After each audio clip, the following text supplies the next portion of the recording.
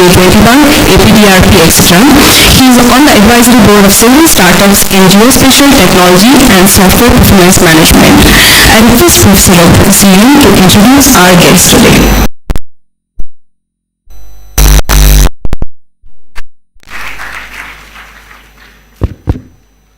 Good morning, guys. So nice to see a lot of young faces. You know, a question has always been asked to me, should you do an MBA? I'm sure all of you are students of management, so it's been answered for you. But for me, the founders of Infosys, and Chris in particular, has been my MBA textbook.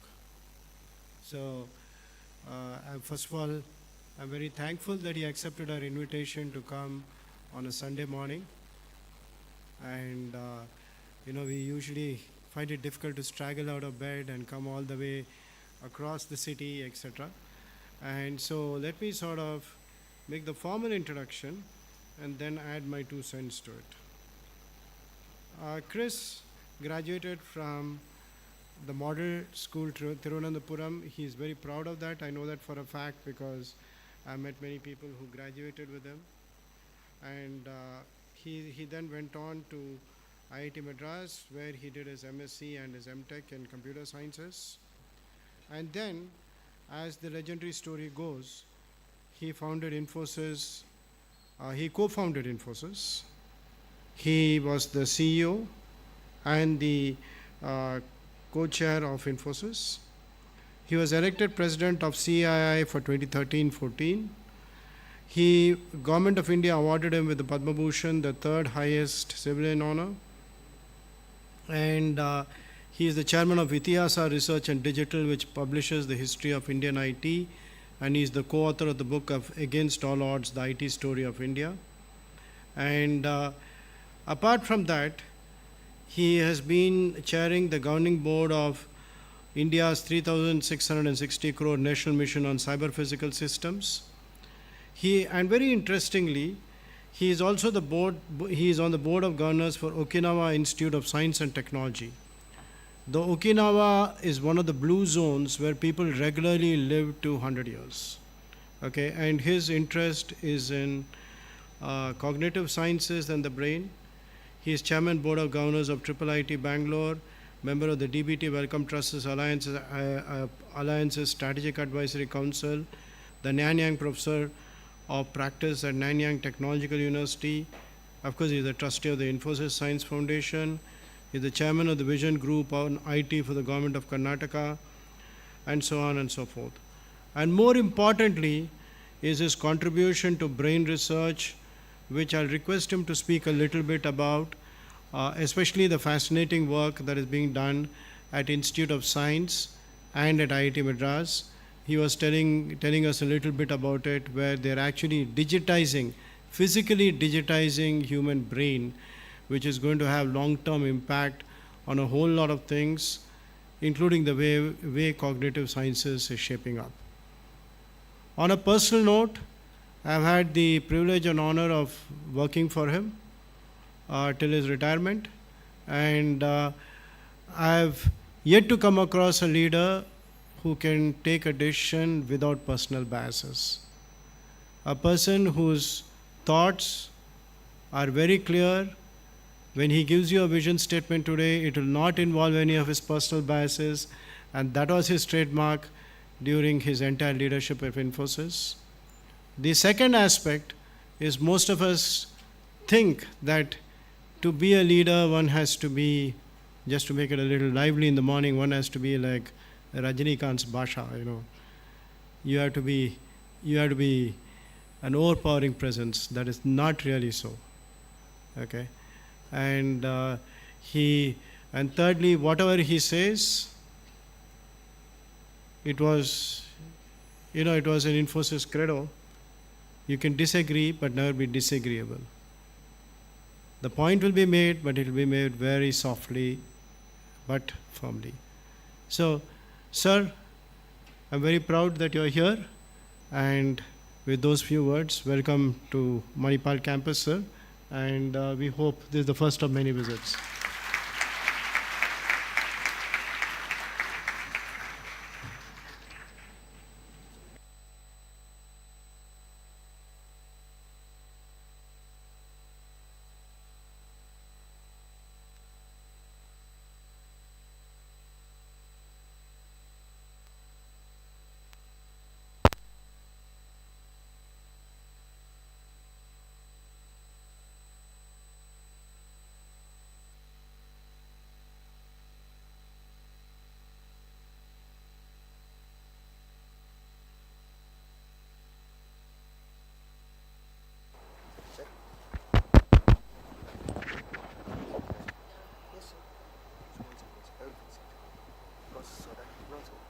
Just put it the signals.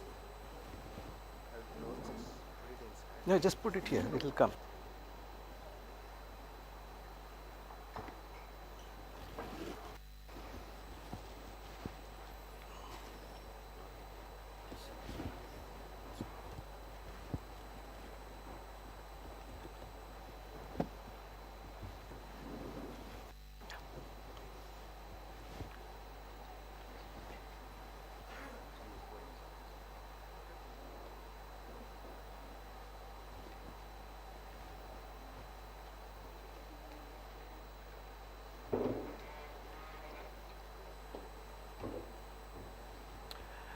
Good morning to all of you. Can you hear me?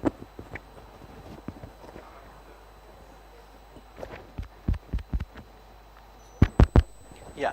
Good morning to all of you. Can you hear me? Thank you. Thank you, Raghu, for that wonderful introduction. Let me tell you that Raghu has handled some of the most difficult, most challenging programs at Infosys, and if I'm not wrong, he probably still gets calls when there is a problem in some of those programs. Even though he's stepped down from Infosys, he still gets, because I don't think anybody else can handle the technology aspect of it, but more importantly, how do you manage government programs. So Raghu, thank you for the invitation, and when Raghu requested me, I had to say yes, because I've worked with him for several years. I want to thank TAPME and University of Southampton for giving me this opportunity to talk to you, and good to see all of you today morning. Think of the presentation as something, as a placeholder. So even if you cannot read through some of those slides, I'll talk through that. It's just to bring a particular aspect to life. I'm using the presentation, but I'll talk through that actually. We are at a very important milestone in technology disruption, and it's best put forth by Satya Nadella. This is the second most valuable company, Microsoft, in the world, and Satya Nadella is the CEO of that company. In this, he says we are living through a time of historical challenge and opportunity. Of course, the world is going through economic, social, and geopolitical volatility, but at the same time, we have entered a new new age of AI that will fundamentally transform productivity for every individual, organization, and industry on earth. This is a fundamental technology that is going to transform everything as we know it, right? And I firmly subscribe to this, and I will take you through why I believe so, why I agree, and what you can do to take advantage of opportunity. I clearly see this opportunity, and I see this as an opportunity to disrupt traditional industries. I see this opportunity to create new leadership, new startups. As individuals, I see this as an opportunity to, again, manage. Is the microphone, or I can use this also, it doesn't matter. Able to hear? Okay, fine. So it's an opportunity for individuals also to make their mark in the business context as well as in the personal context, individual context, because it's a fundamental transformative technology. And the second part of this is two breakthroughs are coming together to define this new era of AI. The first is the most universal interface natural language, and second, emergence of a powerful reasoning engine. And that combination, that's why it's called Chat GPT. You created a chat interface to the GPT, and that's what has democratized access to this technology. It has democratized. That means you can go to your internet browser, you can use a Google interface, or you can use a Bing interface and access this. It is now available to everybody. It's a fundamental technology disruption that's available to everybody, every business, every industry, every professional. Something that is kind of pervasive. And ChatGPT is an example of a technology that has spread far and wide exponentially in a very short period of time. Everyone can access it across the world, on your mobile, on your web browser, etc. And such fundamental technologies. And other examples are the personal computer itself, introduction of personal computer, the internet browser, the social media interface, things like that are in fundamental technologies that has disrupted many industries. And I'll come back to this actually. So the biggest driver for innovation in the past 50 years or so, probably 75 years now. 1945 is when digital computer was introduced. So from then to now, the fundamental disruptor has been the use of technology, digital computing technology or digital technology to transform businesses. There are examples here of other things also, like DNA sequencing, robots, drones, autonomous vehicles, nanotechnology, etc. And technologies like this can fundamentally change how we use computers, how we work, how we daily do your work, how you manage your life. Every one of them fundamentally changes, right? And these are very fundamental platform technologies. At the end, I have put quantum computing, and I strongly believe that if it really takes off, we don't know when something like this happens, we don't know when it will actually become a fundamental platform technology, but the potential exists. And the reason for this is the paradigm for computing using quantum technologies is very different from the technologies that we use today. The programming paradigm is very different, and I'll come back to this actually. But the key thing is these disruptions allow you to create new businesses, allows you to create new leadership. Now if you think about Infosys was founded in 1981. The personal computer was introduced in 1981 by IBM. Apple came out with their personal computer in 1977. IBM came out with their personal computer in 1981. Personal computer became a personal productivity tool at the individual level.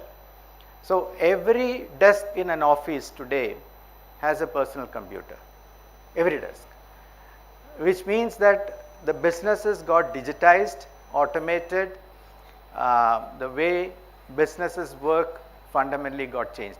And we saw at Infosys this as an opportunity to develop software for businesses, because we knew every business process will have to be automated, will have to be put onto the computer, and a lot of software will have to be written. So we took that as an opportunity. We also added one more dimension to this development. We said we will do this sitting in India, leveraging a lower cost economy.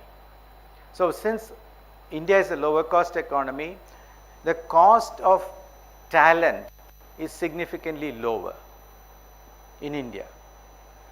And we will leverage that. At that point, remember that internet was not there, direct communication links were not there from India to In fact, direct communication links came much later. Even use of modems, etc., actually became prevalent much later. So the early, what we call global development model example, was we would develop the software sitting here in India, put that software on magnetic tapes, courier them to our clients. So that was the remote software development, and then we would fly after 2 weeks, because the courier would take 2 weeks to get to the client location. We would fly out and install the software, help them use the software. That was remote software development. In the end of the 80s, the first direct communication links were set up from India. And then we were able to work online remotely. 1994 was when the browser was introduced. So again, these are fundamental technologies, and again it simplified how you would work with clients in a remote from a remote location. And every one of you, I'm saying most of the youngsters here think that internet was always there. You think that mobile phone was always there. So much so that I don't know whether you'll be able to function without a mobile phone or internet. Whether a single day goes without you using one of these two, right? So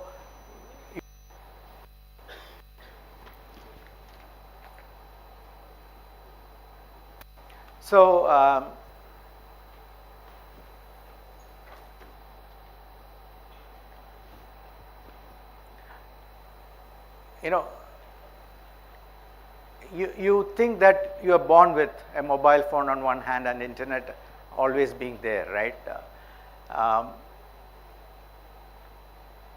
Every one of this has fundamentally changed businesses, has fundamentally changed how we live, etc. And that's why these are what are called exponential technologies, because the adoption becomes very fast, very rapid, and it transforms industries actually. I'll talk about the computer industry itself just to demonstrate this, because I have lived through this. I studied computer science on a mainframe computer. Okay, mainframe are large standalone machines. That's how the whole computing got introduced. These are standalone systems. The operating system was called OS 360. The programming language, by far, I learned computer science using a language called PL1, Programming Language 1, which was a combination of COBOL and C. IBM introduced that. Now nobody knows what PL1 is, but that's what I studied computer science on. And IBM was the dominant computer industry company at that point. IBM was the dominant. Today also IBM exists, but each of these transitions created new leadership. Then we went to mini computers. These are slightly smaller systems. Mainframes are batch oriented. Mini computers are typically time sharing systems. And Unix and Linux became the standard operating systems. DEC, Digital Equipment Corporation, doesn't exist. HP still exists, but they no longer are in the mini computer business, but they are into other businesses. And computers started getting connected using Wi-Fi, right? And new leadership emerged. Digital Equipment Corporation, HP, were the major companies driving this change with mini computers. Personal computer, I talked about what happened in 77 and 91, and Windows and Mac OS become the dominant operating systems. Dell, Microsoft, Apple, etc. became the dominant companies of that period. When mobile computing came, Android and iOS were the operating systems. Apple, Google became the dominant companies, including of course Facebook, Amazon, etc. So what I want to convey through this is, every few years, and it's now accelerating, a disruptive technology, a disruptive model of computing new programming languages, new paradigm for computing. So today, for example, it's computing, right? All data resides on the cloud and you use mobile phones to access. The paradigm for computing changes, the model changes, new leadership emerges, and as an individual, if you need to stay relevant, you have to learn new languages, you have to understand the new paradigm for computing, and every business will have to adopt these technologies, right? Every one of those transitions means that large corporations must adopt these technologies, otherwise they will be left behind. They will not be at the forefront of leading edge of technologies. So that is why in the previous slide I said that each of these disruptions is actually an opportunity for new leadership to emerge. At the bottom I put Internet of Things. With Internet of Things, we can have sensors, devices, personal devices, everything that you can think of can have compute built in. And again, new leadership can emerge. So we still do not know who is going to create a new operating system for the IoT devices, new protocols for IoT devices. Security has to be designed for IoT devices, and that's why the leadership also possibly could change. And it's again an opportunity for somebody somewhere in the world to create a new business out of Internet of Things. You know, and you can also think about how miniaturization has played a role also. Mainframe systems, the computer will be probably in a room like this. You know, it'll occupy the entire room actually. To Internet of Things where, I have an Apple Watch, there's a computer there, very powerful.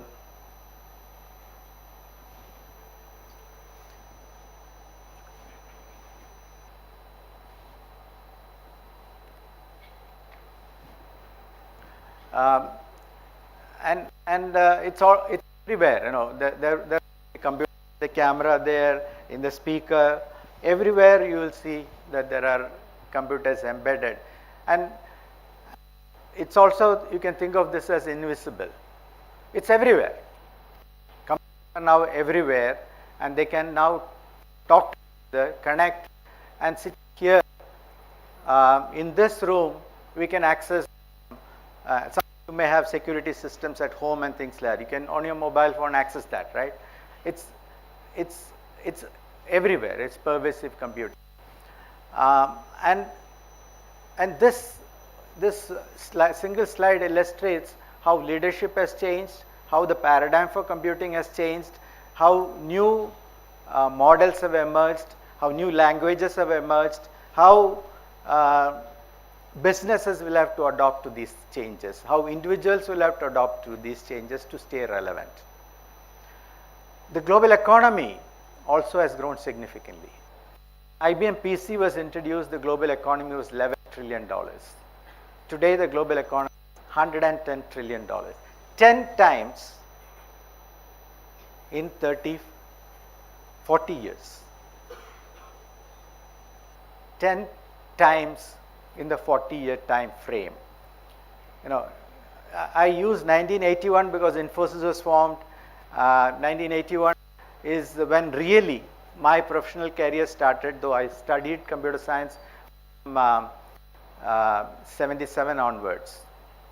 So I was lucky to be there at the beginning, see all these transitions, play a role in creating an industry, especially in India.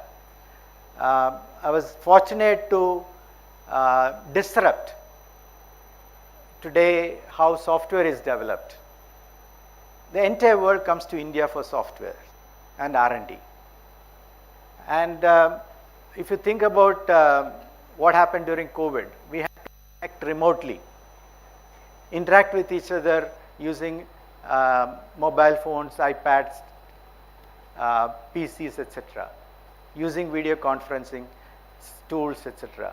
So, remote working, etc., became way we actually live. And I was fortunate to be part of this and fortunate to build an industry, build a business leveraging all these things. So that's the point that I want you to think about. What will be the transitions that are going to happen in the next 40 years? Because these transitions are going to be enabled by you. You're going to play a role in making those transitions. You will see these opportunities in front of you. And how will you take advantage of this? How will you create world-class companies or products and technologies? How will you create a new economy built on these technologies? This $110 trillion can become maybe $300 trillion. That's only 3 times. It's possible to grow 10 times even further. And India will also become a developed country in the next 40 years. And what is the role you will play in making India a developed economy? I think this is what you need to think about, and typically these will happen because of leveraging exponential technologies. So, future is not a linear extrapolation of the past. It is not. There are disruptive changes that will change the trajectory. 10 times growth, right, in my lifetime, my professional lifetime. Creation of new industries, creation of new models, all enabled through leaders and entrepreneurs. And this is the opportunity as a business you have, as individuals you have. Right? Disruptive technology or a crisis. So, COVID created a crisis, never before seen, right? Entire world shut down and we could only communicate using telecommunication technologies, using iPads, mobiles, etc.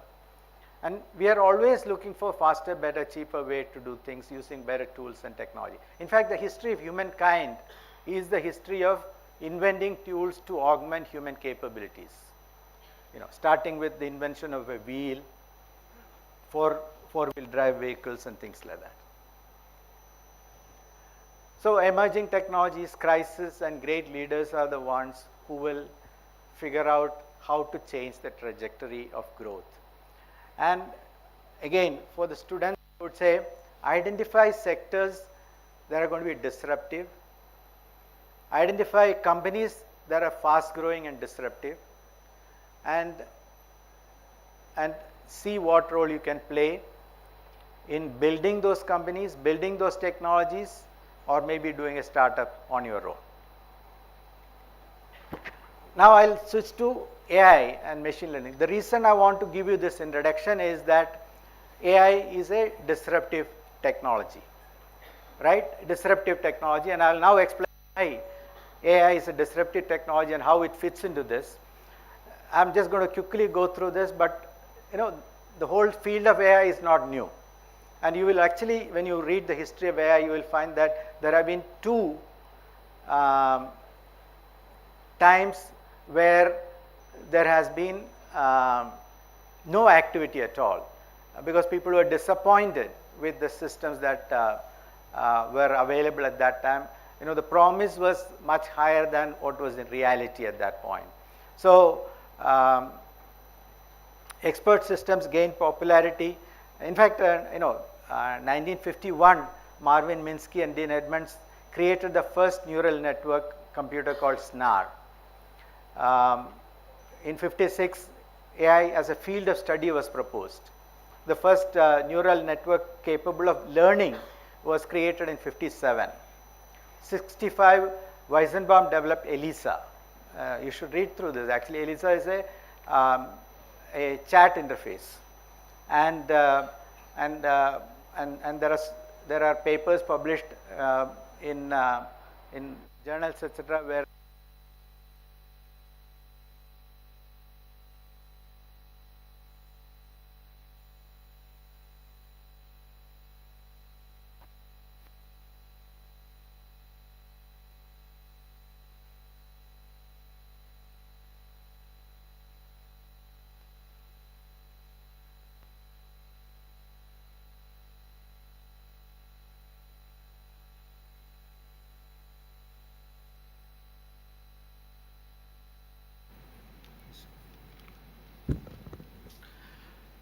ELISA was used to actually demonstrate Turing test, because people were not able to recognize whether they are talking to an actual person or a computer, right? So ELISA was used to demonstrate the Turing test. And 97 is when Deep Blue for the first time beat a world champion in chess, and so on. Roomba, which is a room cleaning robot, is the first domestic robot, mass-produced domestic robot was introduced, and so on. OpenAI releases GPT-3 in 2020, and ChatGPT was introduced in November of 2022. So within a period of almost less than a year, it has actually become widely deployed and widely used. Now this is why this is a fundamental transformation. So what is the traditional model of computing? Traditional model of computing is to identify a problem. Okay, you write an algorithm to solve that problem. So for example, finding the highest number in a list of numbers, right? You'll probably use a sort algorithm or something like that, or even going through using a stack or something like that. You will write down an algorithm to find the highest number, or sort a set of numbers to high to low or low to high. You will write the algorithm, then you convert that algorithm into a program, feed that program into the computer, and then the data is given to the computer so that it can identify the results.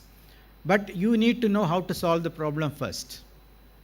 Without that, you can't write the program, right? It's procedural, it's deterministic.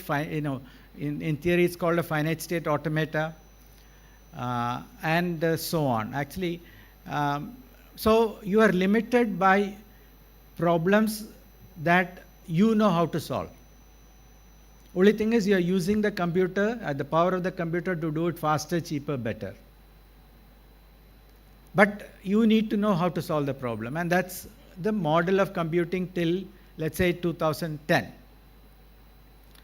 Now, with ChatGPT and the deep machine learning programs, you train the computer using sample data. And this computer produces the program. Then you run that program with new sets of data points, and it will solve the problem. Now, you can also continuously train the computer with new data that you have. Now, what is the difference here? You are using the power of the computer to discover the algorithm, discover how to solve the problem. So a class of problems which hitherto we couldn't explain how to solve, now can be solved by the computer. What is it? Recognizing a face or a picture, identifying patterns in data which you could not figure out because the amount of data is huge. So these are the problems that now you can put the computer to use. And since we have large computers, massive computers, you are able to now leverage the strength of the machine to solve complex problems. You are able to use data to solve large problems, etc. It's a very different paradigm of computing. Now, if I ask you, using the traditional model, to write an algorithm to recognize a face, you will find it actually extremely difficult and extremely complex. Because we ourselves do not know how we recognize faces. Can you explain how you recognize a face? Edge detection algorithms, etc., have to be created in order to, what are the features of a face, things like that, in order to actually write an algorithm to recognize a face. But what you do is, you feed to the computer pictures of faces and other pictures, and then explain to the computer, these are human faces, and if you want to say these are faces of male These are faces of female people. And the computer learns. This is very similar to how a child learns. So when a child is less than 1 month, cannot recognize faces. Slowly it learns how to recognize faces, etc. And that's why the first 5 years of a child's period is when the brain actually develops. It sort of comes with some knowledge which comes through the genes, but the brain is actually empty at that point. It doesn't have language capabilities, it doesn't have recognition capabilities, it doesn't have many of the things that we take it for granted today. And the brain starts developing, it starts learning, and that's how the brain starts developing. And this is exactly how we train a computer today to learn to identify patterns, recognize pictures, translate languages. How do you do that?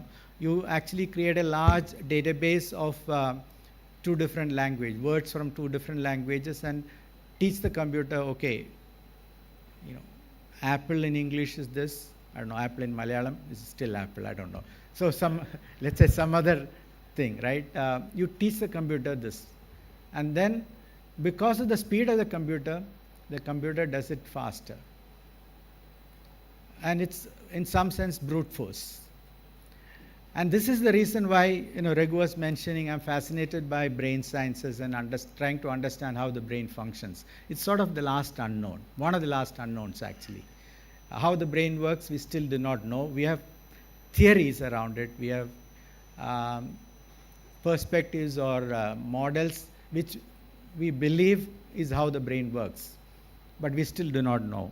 So that's the interesting part of understanding the brain. There are different models of machine learning. Supervised learning is where you label things. You say, okay, this is a picture of a human face, this is male. You label, and that's how you train. Unsupervised learning is just you show pictures, and the computer extracts patterns. It starts learning, okay, this set of clusters of faces, pictures of faces is identical. It still may not say that it's a male or something like that unless it has some other knowledge that it can associate that with. So unsupervised learning, you give unlabeled data and let the computer figure out pattern. Then you have some semi-supervised learning, and reinforcement learning is another way where you actually give rewards. This is how you train a dog, right? You actually use the reward mechanism to train a dog. Give a small treat. And similarly, you can actually train a computer to learn by giving rewards and things like that. So when you look at games, etc., there is a reward at the end, right? You win. And reinforcement learning is typically used. Applications for GPT-4, I just want to demonstrate that it's a fundamental technology. It's used in content creation, and most of you probably are doing now class assignments using GPT-4 or ChatGPT interface, etc. Right? So this better than I do on how you can use these technologies. Medical diagnosis, for example, you can use this to read X-rays. And and so on and so forth in legal services, translation, in gaming, manufacturing, where you can look at AI machine learning to recognize defects in the products and things like that. Typically, you visually inspect a product. Now you can let the robot inspect the product and identify defects and things like that. So large amount of applications are now, and these were not possible with the traditional model of programming, or the program would be so complex and it will also not learn. Here the best thing is when you find an exception, you can actually create a feedback loop to continuously learn and add to the knowledge base that exists. What are the limitations of AI or a tool like GPT-4? accuracy is still a question mark because it depends on the test data that, or the data that you have used to train. If that condition was not there in the data, okay, so interesting anecdote, the early face recognition programs were trained using white male Anglo-Saxon faces. Test data was full of that. So a African American face was recognized as a gorilla's face, right? A crude example of how, you know, the system can go wrong.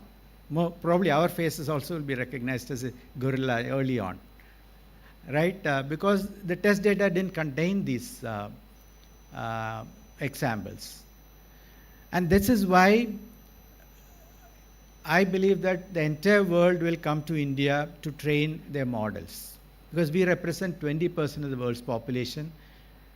There's tremendous diversity here in every aspect, actually, in language, in food habits, literacy, poverty, and all of these things will have implications in health and in financial literacy. Any program where there is a user interface will have challenges in India.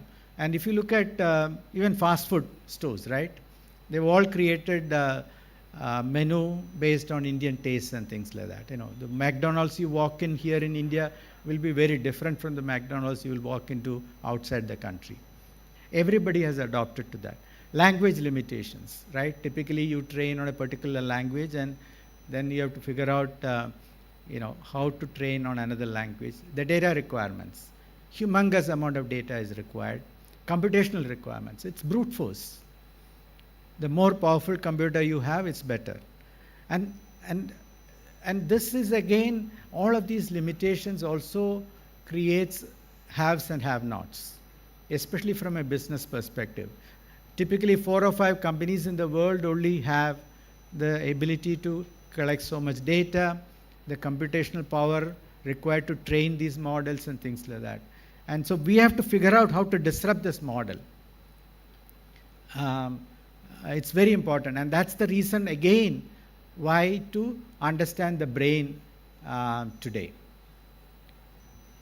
The brain is approximately 2 pounds in weight. Okay? It consumes 20 watts of power. 20 watts of power. And it is able to work with sparse data. So these are some of the reasons why we need to study the brain in order to figure out how can we create better models of computing in the future, which can use sparse data, which will use low power computing, etc. And last but not the least is ethical consideration about biases, completeness of data, things like that. And so it's still early days, though we have widely adopted, and that's why if you're using a tool like this, please understand the limitations. Don't blindly use it, and that's why probably for some more time we will have a human in the loop.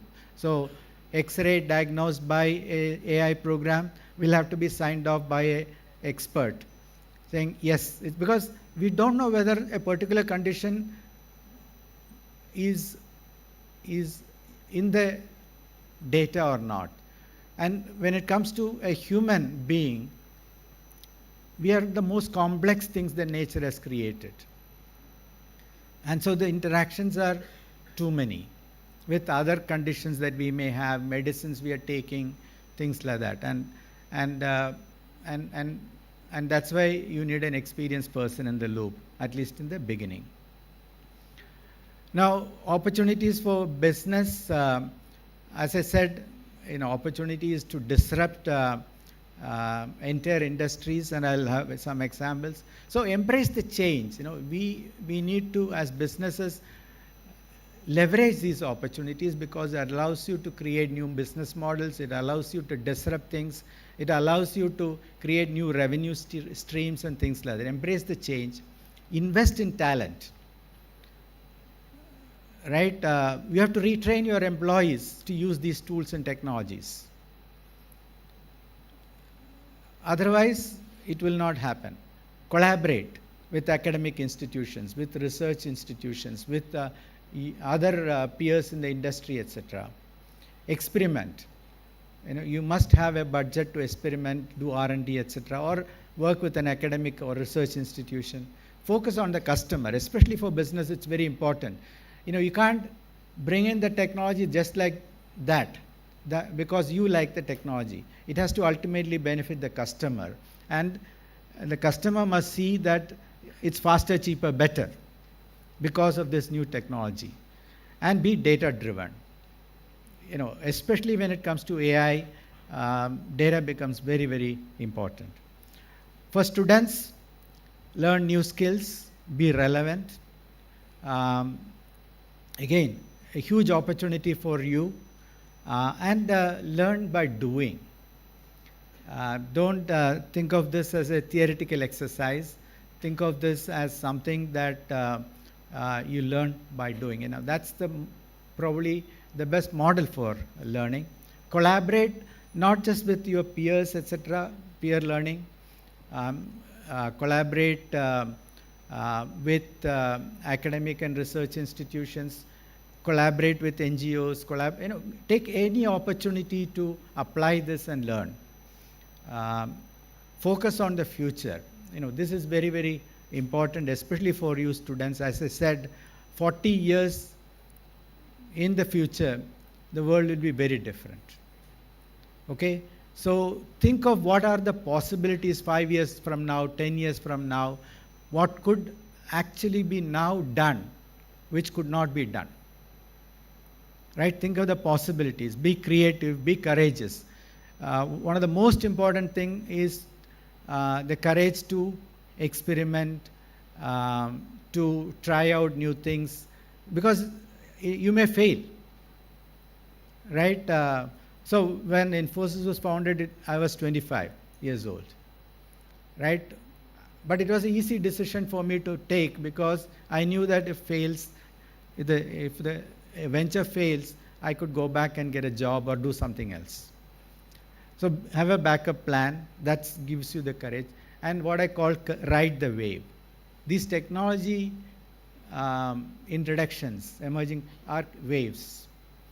And if you can ride the wave, it take you further.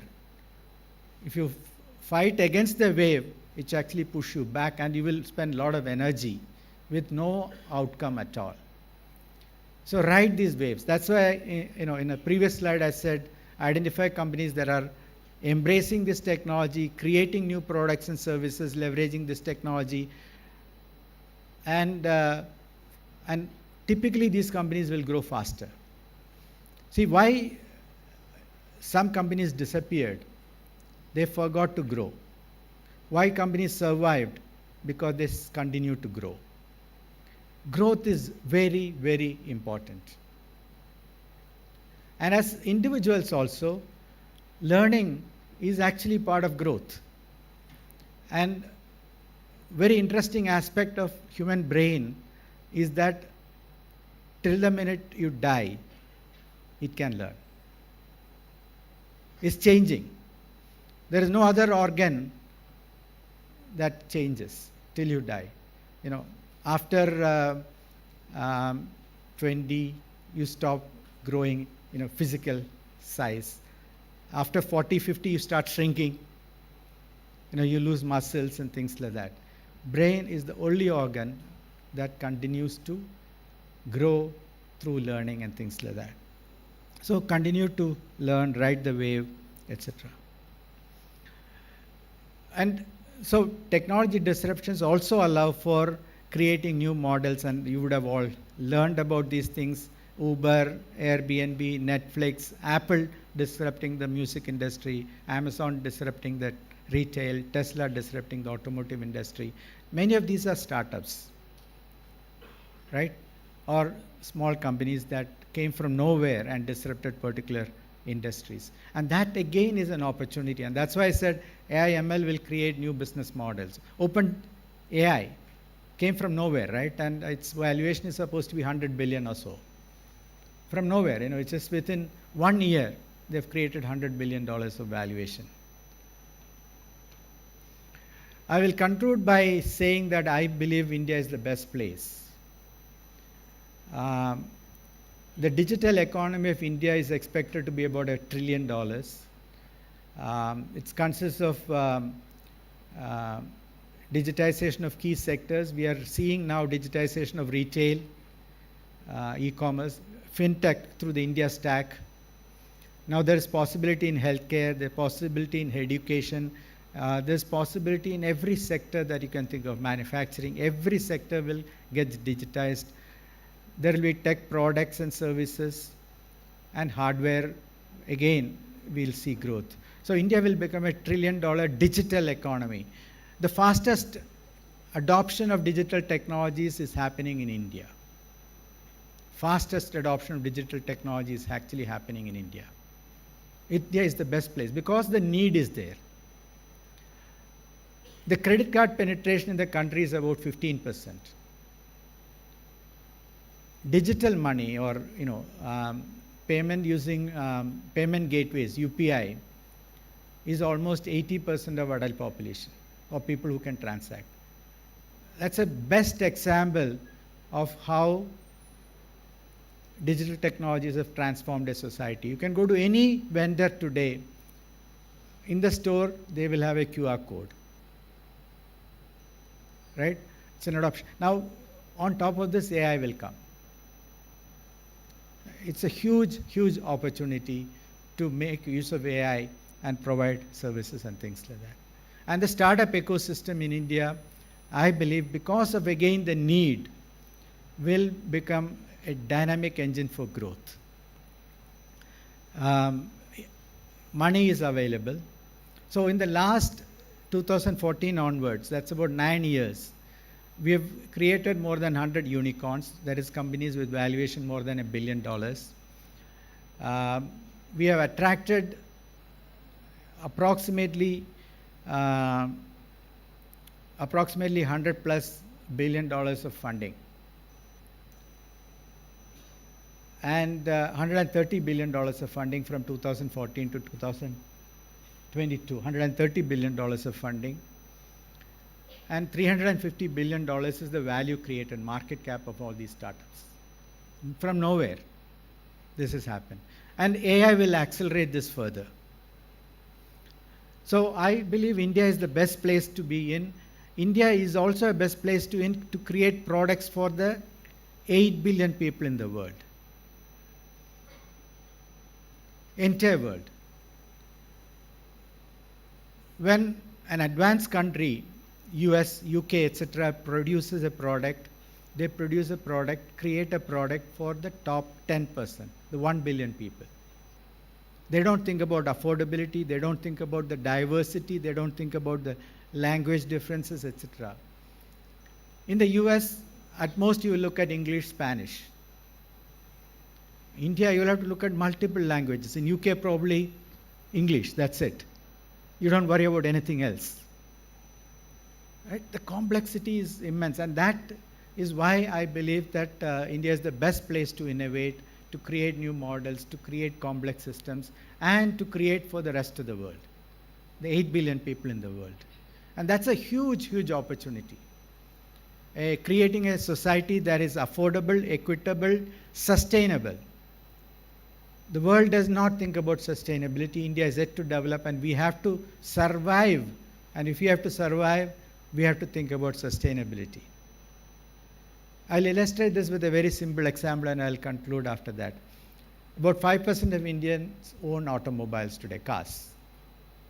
10% can afford. I know every day probably you're getting calls saying that I will give you a car loan, right? Just come and sign the papers, take a loan, buy a car.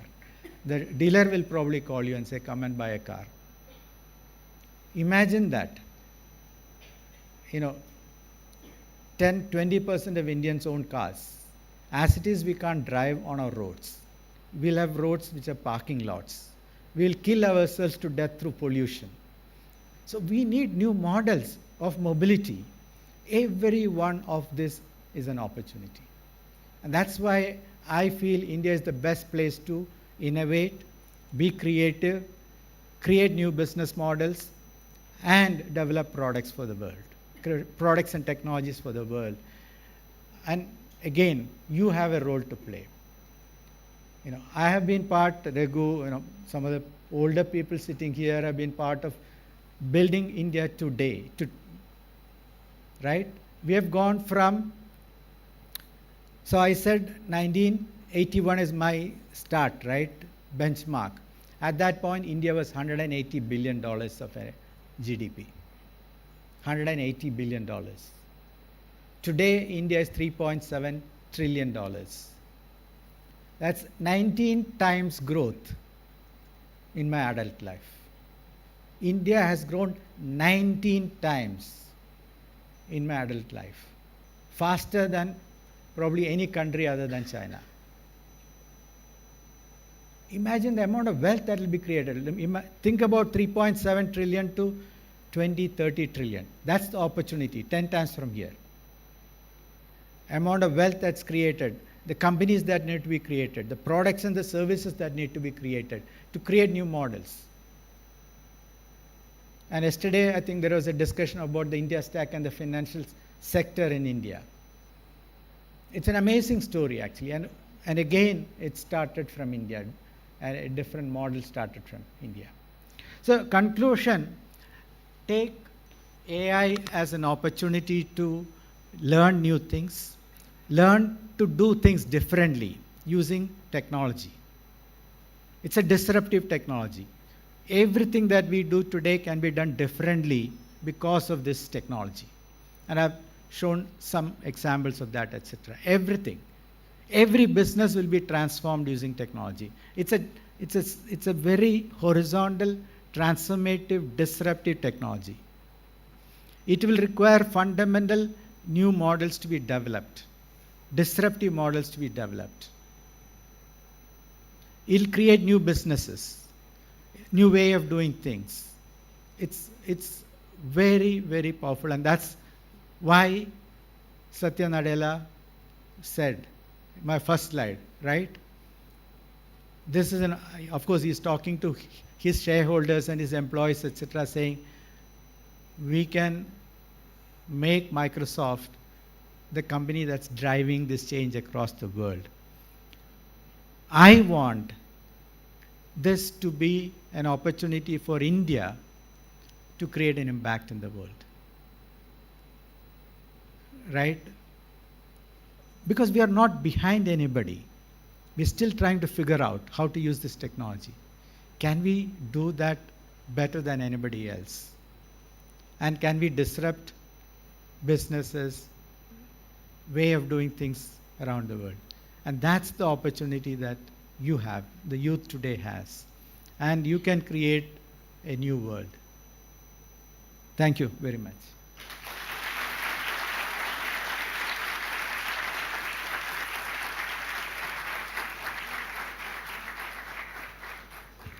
Thank you, sir, for sharing insights on the opportunities in AI and how businesses can capture them. Now I request our Pro VC, Professor Madhuvir Raghavan, to felicitate our guest.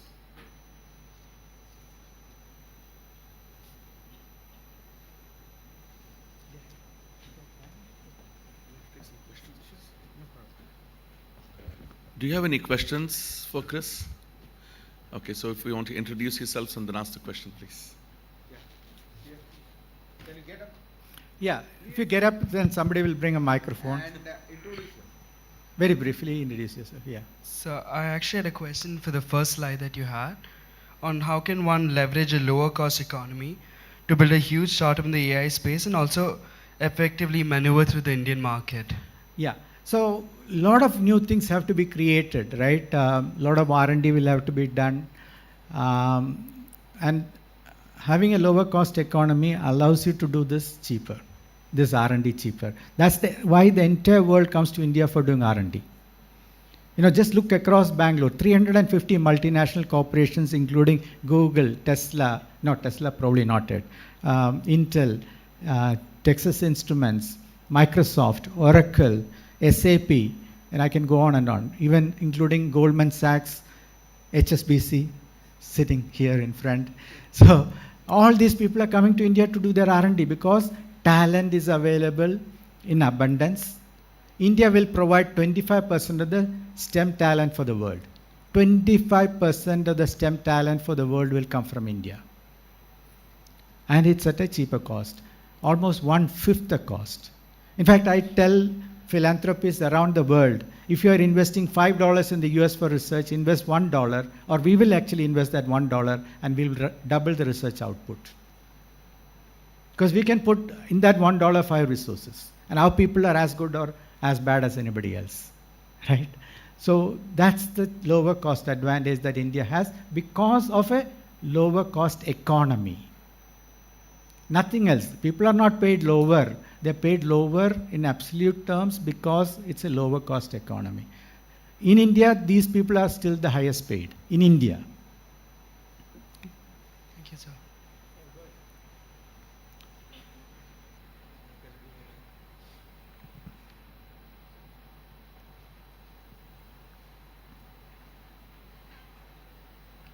Hello, sir. This is Athar Mishra this side. Sir, I have 3 points. First one being silicon dependency. So when it comes to AI, you need to train your AIs, and there are there are graphic cards which are solely they run on silicon. So the market few years back around. No, be very brief in your question. First is silicon dependency. What is it? The second is training cost, and the third one being the neural networks and its complications, because the whole Explainability. Yes. Right? So that's opportunity for you to solve. These are there. What else do you want? Problems to solve. That's what I was looking for. Good. Thank you.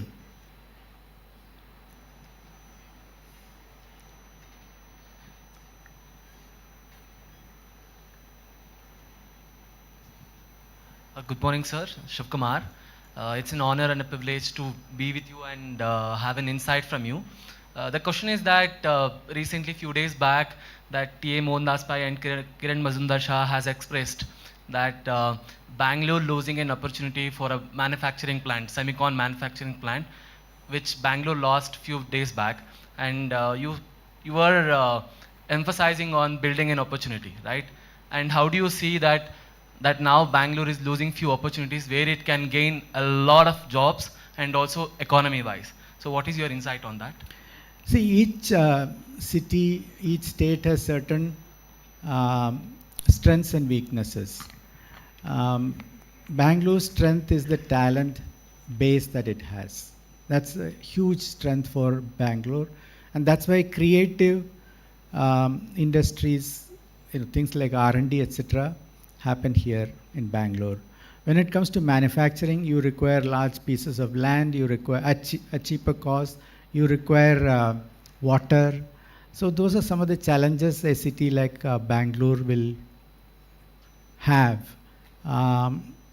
If it can be addressed, and the way to address it would be probably to look at satellite towns. So Toyota's plant is in Bidadi, not Bangalore proper, but it's not too far away.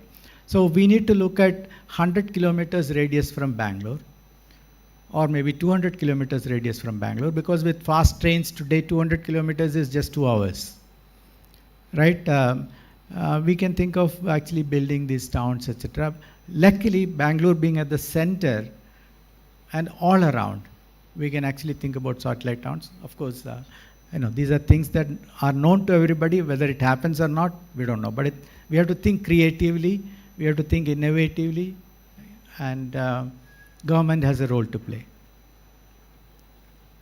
Wishing all top of the day, sir. My name is Krishna Mishra, and I wanted to ask you a question regarding now AI is changing the world by developing new softwares and new websites. So how will it pose a challenge to Infosys as a software company? So a company like Infosys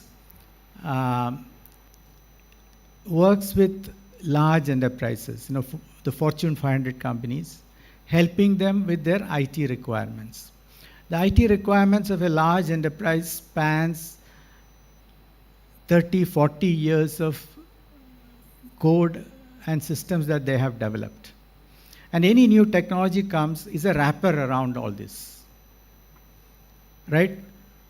So let's say when mobile technology comes, what you do is you take the ERP system which runs on a mainframe and provide a user interface on the mobile phone. So new capabilities will have to be built typically on the user side, but the core engine that drives the business is still running on an older generation machine, mainframe or something like that. So what companies like Infosys does is when new technology comes, it integrates that technology with REST, probably creates some new solutions. For example, now you can actually analyze the data that has been collected over the years. So new capabilities are also built. And this is how companies like Infosys work.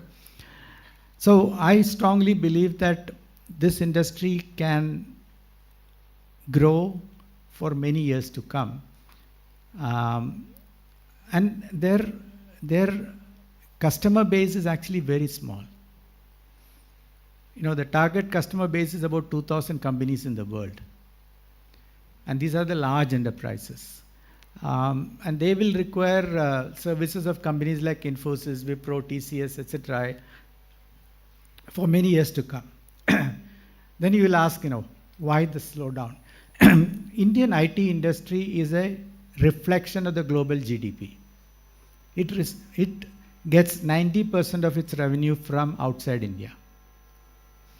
So when the global economy slows down, the industry also slows down. That's what you're seeing. When the global economy starts picking up, you will see the industry also picks up. Typically, IT services industry grows 3 to 4% higher than GDP growth.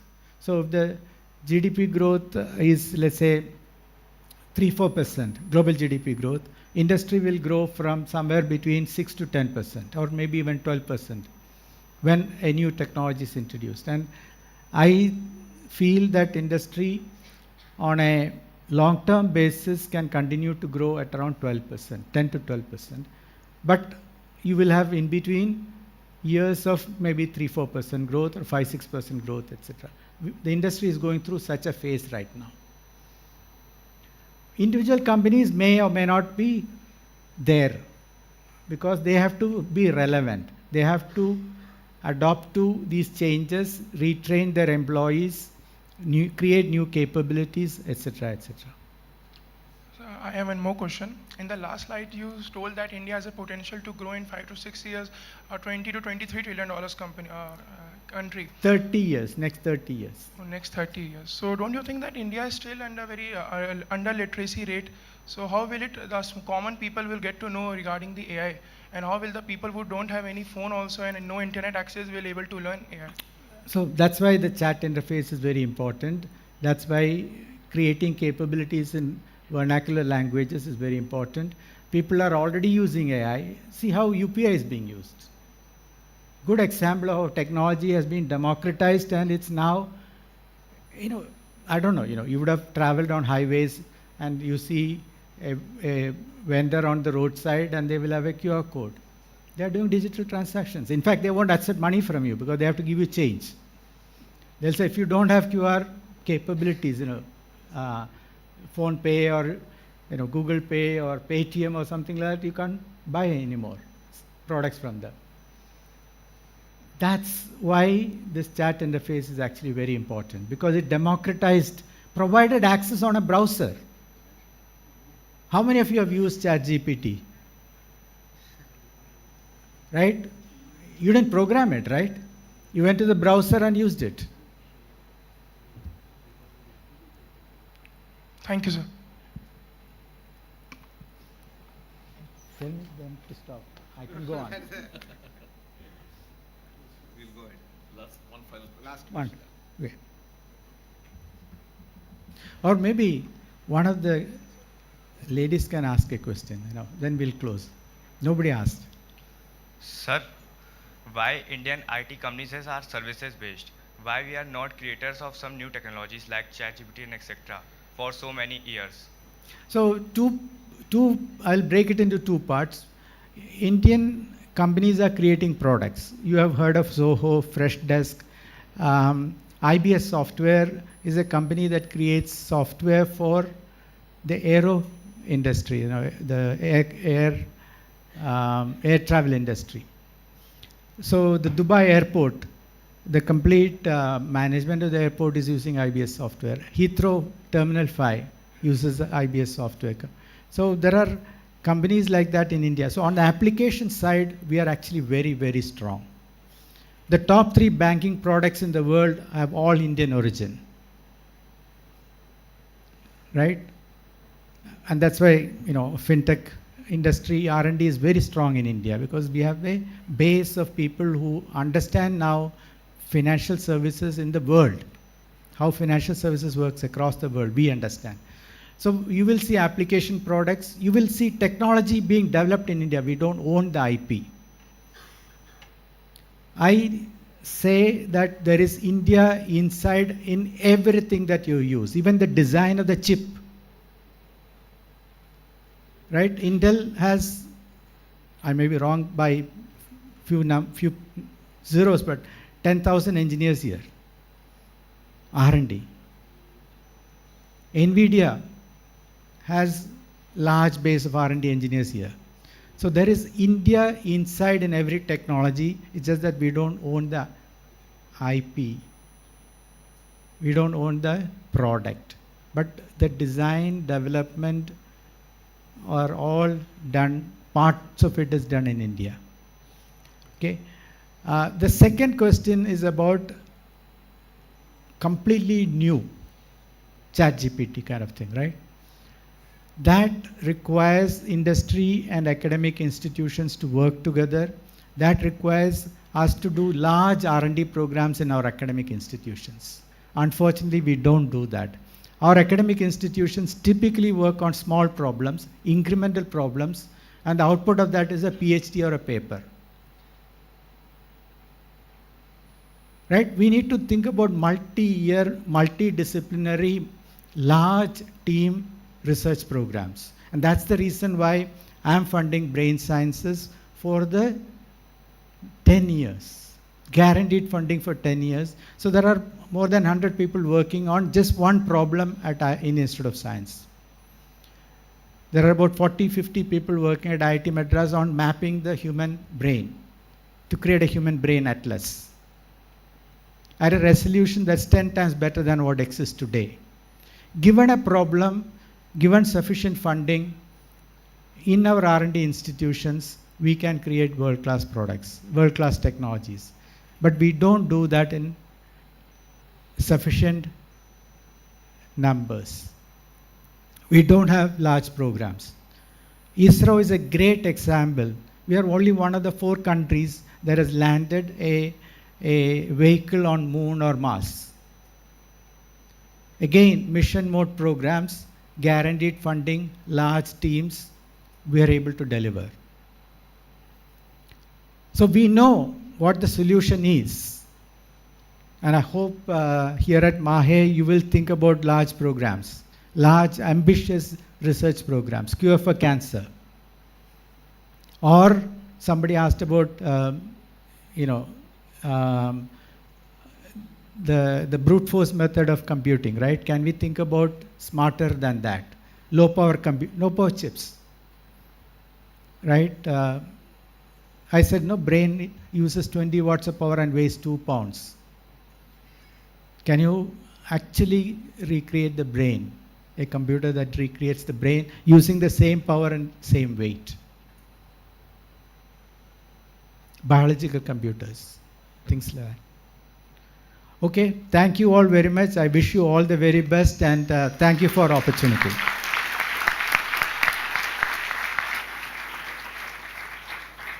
Can I have Professor Sabu here, please?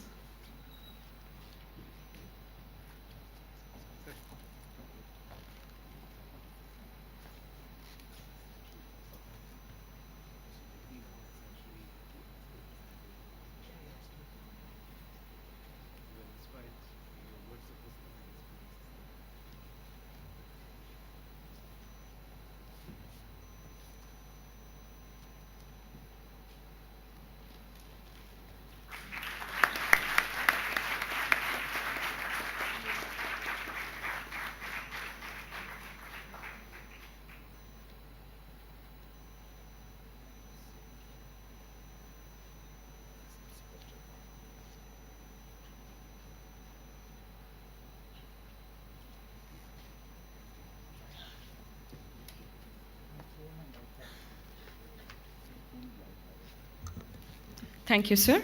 Now I request Professor Aditya Mohan Jadhav to share a few information about MBA Tech. I have to switch the PPT. Can you do that? Locked. This is locked.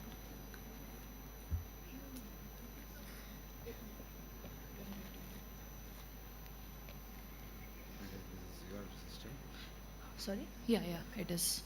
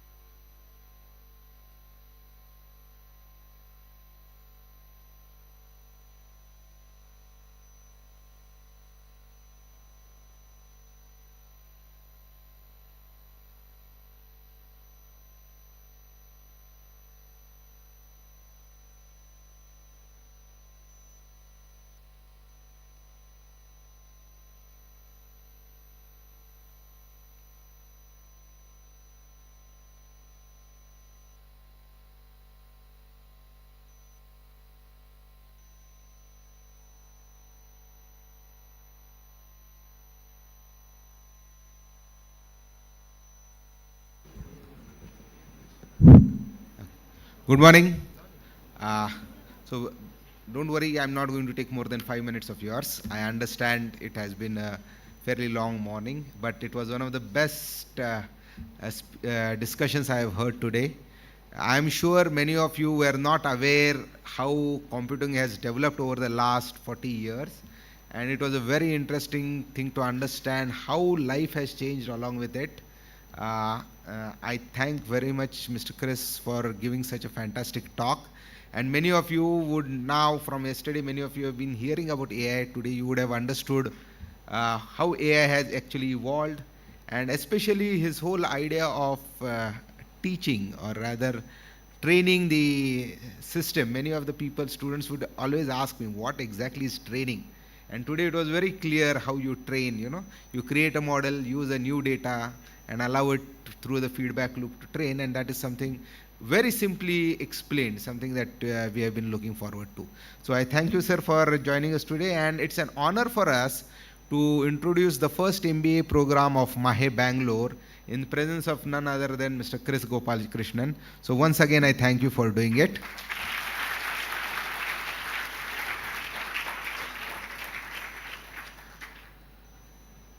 So why are we even looking at this interesting course, or is basically around 2014 in Harvard, George Westerman, Dider Bonnet, and Andrew McPhee wrote a very interesting book called Leading Digital. And this is not a book basically for IT guys. They are not engineers. The basically focus of this book is how to use technology for business transformation and enhancing efficiencies. And it's a very interesting book. It does not talk much about tech. It actually talks about usage of tech. And after that, I and Professor Madhu had been discussing on that we should have a program which actually helps companies utilize technology to enhance business efficiencies. And where does this come from? We have been in discussion with many companies during our period, and we have continuously seen that tech generally gets parachuted from the top, and that's a very important decision. The amount of investments that get made in technology by companies is extremely high, but the usage of the same technology at the ground, especially in non-IT companies, is low. So investments being made by companies and actually utilized by companies, there is a big gap. And then many of the CEOs come back and say, we spend so much money, but we are not making any headway. What should we do now? Okay. So this program, when we are envisaging, we are envisaging it as a way to enhance exploitation or application of tech by MBAs so that the adoption of technology in companies is better and efficiency through technology is extremely high. So that's the key objective of the program, and that's why we say it's embracing technology and enhancing business. That's the objective. It's a 2-year program, and we thought Bangalore is the best place to start this program. I don't think, because here it's a tech hub, everyone is discussing tech, and that's why we decided to start it in Bangalore. It will have an extensive instruction by industry practitioners, something we want to utilize in Bangalore. It has a software-driven instruction, a large amount of tech is embedded in it, multiple internships and live projects. We are into, like, we have an alumni mentorship program for our undergrad structure. We have an industry mentorship program. Senior industry leaders would get attached. So every student will get attached to a senior industry leader for the student to get mentored on how he should develop his career. Tech labs, we intend to set up at least 5 to 6 tech labs in supply chain management, fintech, robotic, process automation, and we'll do it in partnership with our engineering cohort, and focus extensively on peer learning and educational learning.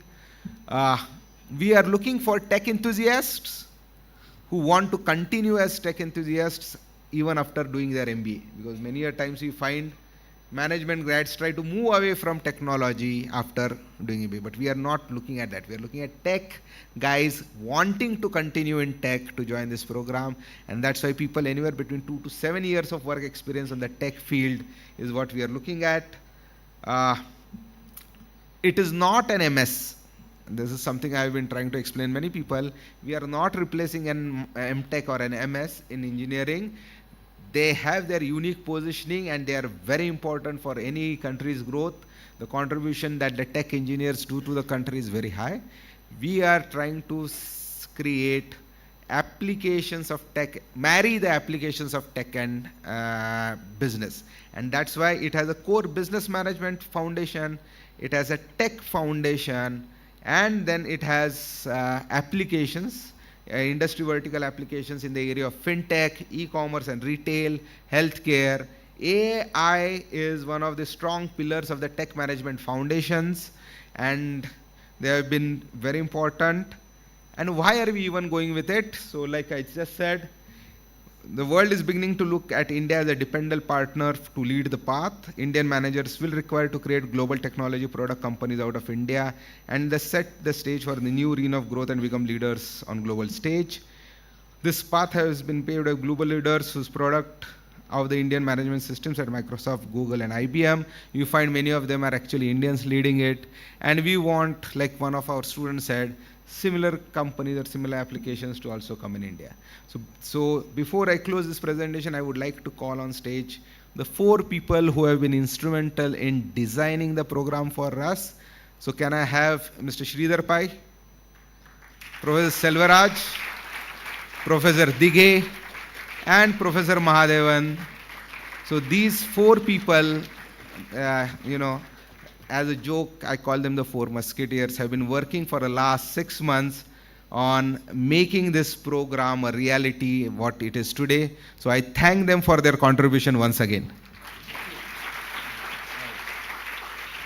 So guys, thank you very much, and thank you, sir, for being here on this occasion.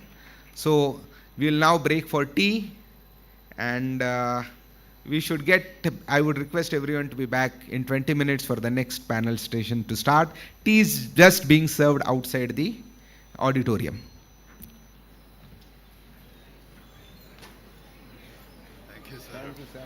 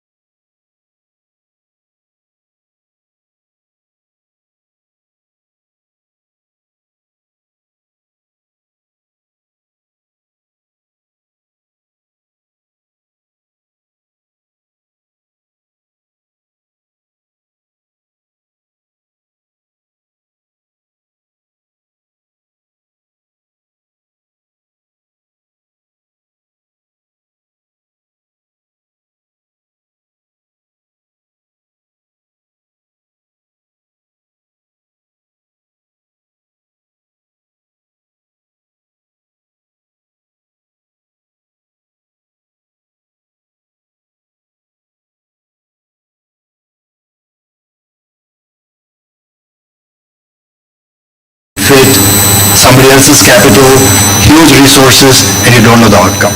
You don't even know the timeline. Is it going to be a 3-year timeline, 5-year timeline, 10-year timeline, 20-year timeline, and so on. So, and you have the resources to handle that. These are all the risks that happen in every business, every startup, especially. But in the AI space, I think it's going to be even more dramatic. And some of these clearly is going to get wiped out. If you noticed what happened in the previous technology waves, I think that's a good way for us to kind of catch up and see what are the things that's happening and what might happen here. If you remember, I don't know how many of you would remember if in the era of missed call alerts, ringback tones, do you remember all that, anybody? Right? How many companies were there in the value-added services space? Every other company was called a VAS company. And including operators, right? Airtel, Vodafone, Idea, everybody had an app store. Do you remember that? Where you should go and download those apps and so on. But that era is gone. And in like any other hype, during the hype phase of that curve, a lot of entrants will come in because of the attraction and the appeal and the promise that is there. But not everybody will survive. And this is exactly what's happening. We are like, yesterday somebody was mentioning, on the Gartner curve, AI is actually reaching the peak of the hype cycle. If you noticed, last week, I think Bill Gates mentioned somewhere that he was playing around with ChatGPT 5, and he says that GPT-5 is not a dramatic extension in terms of capabilities of GPT-4 or 4.5, because he says that I think GPT is plateauing in terms of capabilities at 5.0. So I think we are beginning to see that the hype cycle definition is actually, we are in the middle, in the epicenter of that hype cycle. Now, this is not to say that the space is not attractive. This is not to say that a billion-dollar company will not be created. They will be. The question is, how much opportunities does that mean to the startups, especially in India? And I'll give you a quick snapshot about what's happening on the snapshot on that space here in India. All of you know NASSCOM, and we had Mr. Chris's discussion a few minutes ago. NASSCOM has actually created a separate fund and a separate training program called the AI Foundry. How many of you have heard or know about this? The AI Foundry is a cohort of AI startups, that generative AI startups that have been brought together, and they're being trained and funded separately. About 26 companies in the generative AI space in India have been shortlisted for this program. This was just announced last week. I was there. And then about 30 or 35 odd investors have come together to fund this. So keep in mind that the generative AI space in India has already attracted about $440 odd million in terms of funding. So there's a lot of money going into that space. And you have to understand in the next 3 or maybe 4 years what kind of opportunities there will be for you, what kind of roles you can play, and how much of this is going to change your lives, the businesses that you build or work for, your colleges, and academia as well. Before getting into the actual discussion, I want to spend just, from an investor perspective, there are investors here or FIIs or others that are coming from the capital world, just a couple of snapshots just to give you an idea of where the market is. So if you look at the full stack of the generative AI space, at the bottom there are these compute optimized chipsets, which is the NVIDIAs and the GPUs of the world. Above that are the Amazon, AWS, Microsoft Azure, GCP, and the cloud layers. And above that are 2 or 3 tracks. If you take the first track, then these are fully integrated formation models which are already built, and there's not much space. They're like the Mid-Journey type of companies.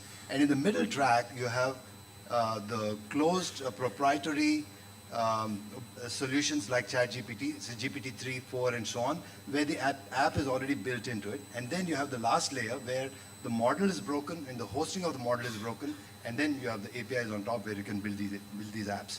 That layer is where the highest activity is happening. Highest amount of innovation is happening there. For example, all the video subtitling, the text to video, text to audio, audio to multiple languages, 35 language support, 70 language support, all of that is happening there. The funding is actually happening there.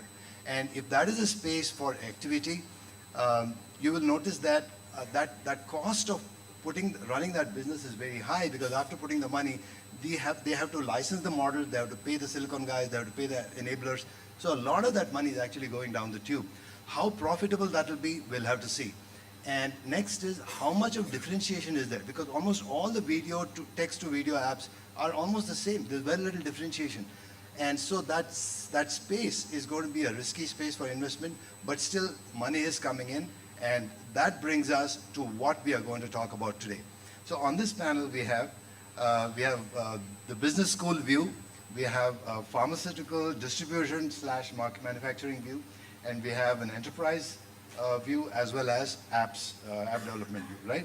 So let's use that context, and then I'll quickly go into some specific questions. And if I may start with, I just had a couple of questions for you guys separately.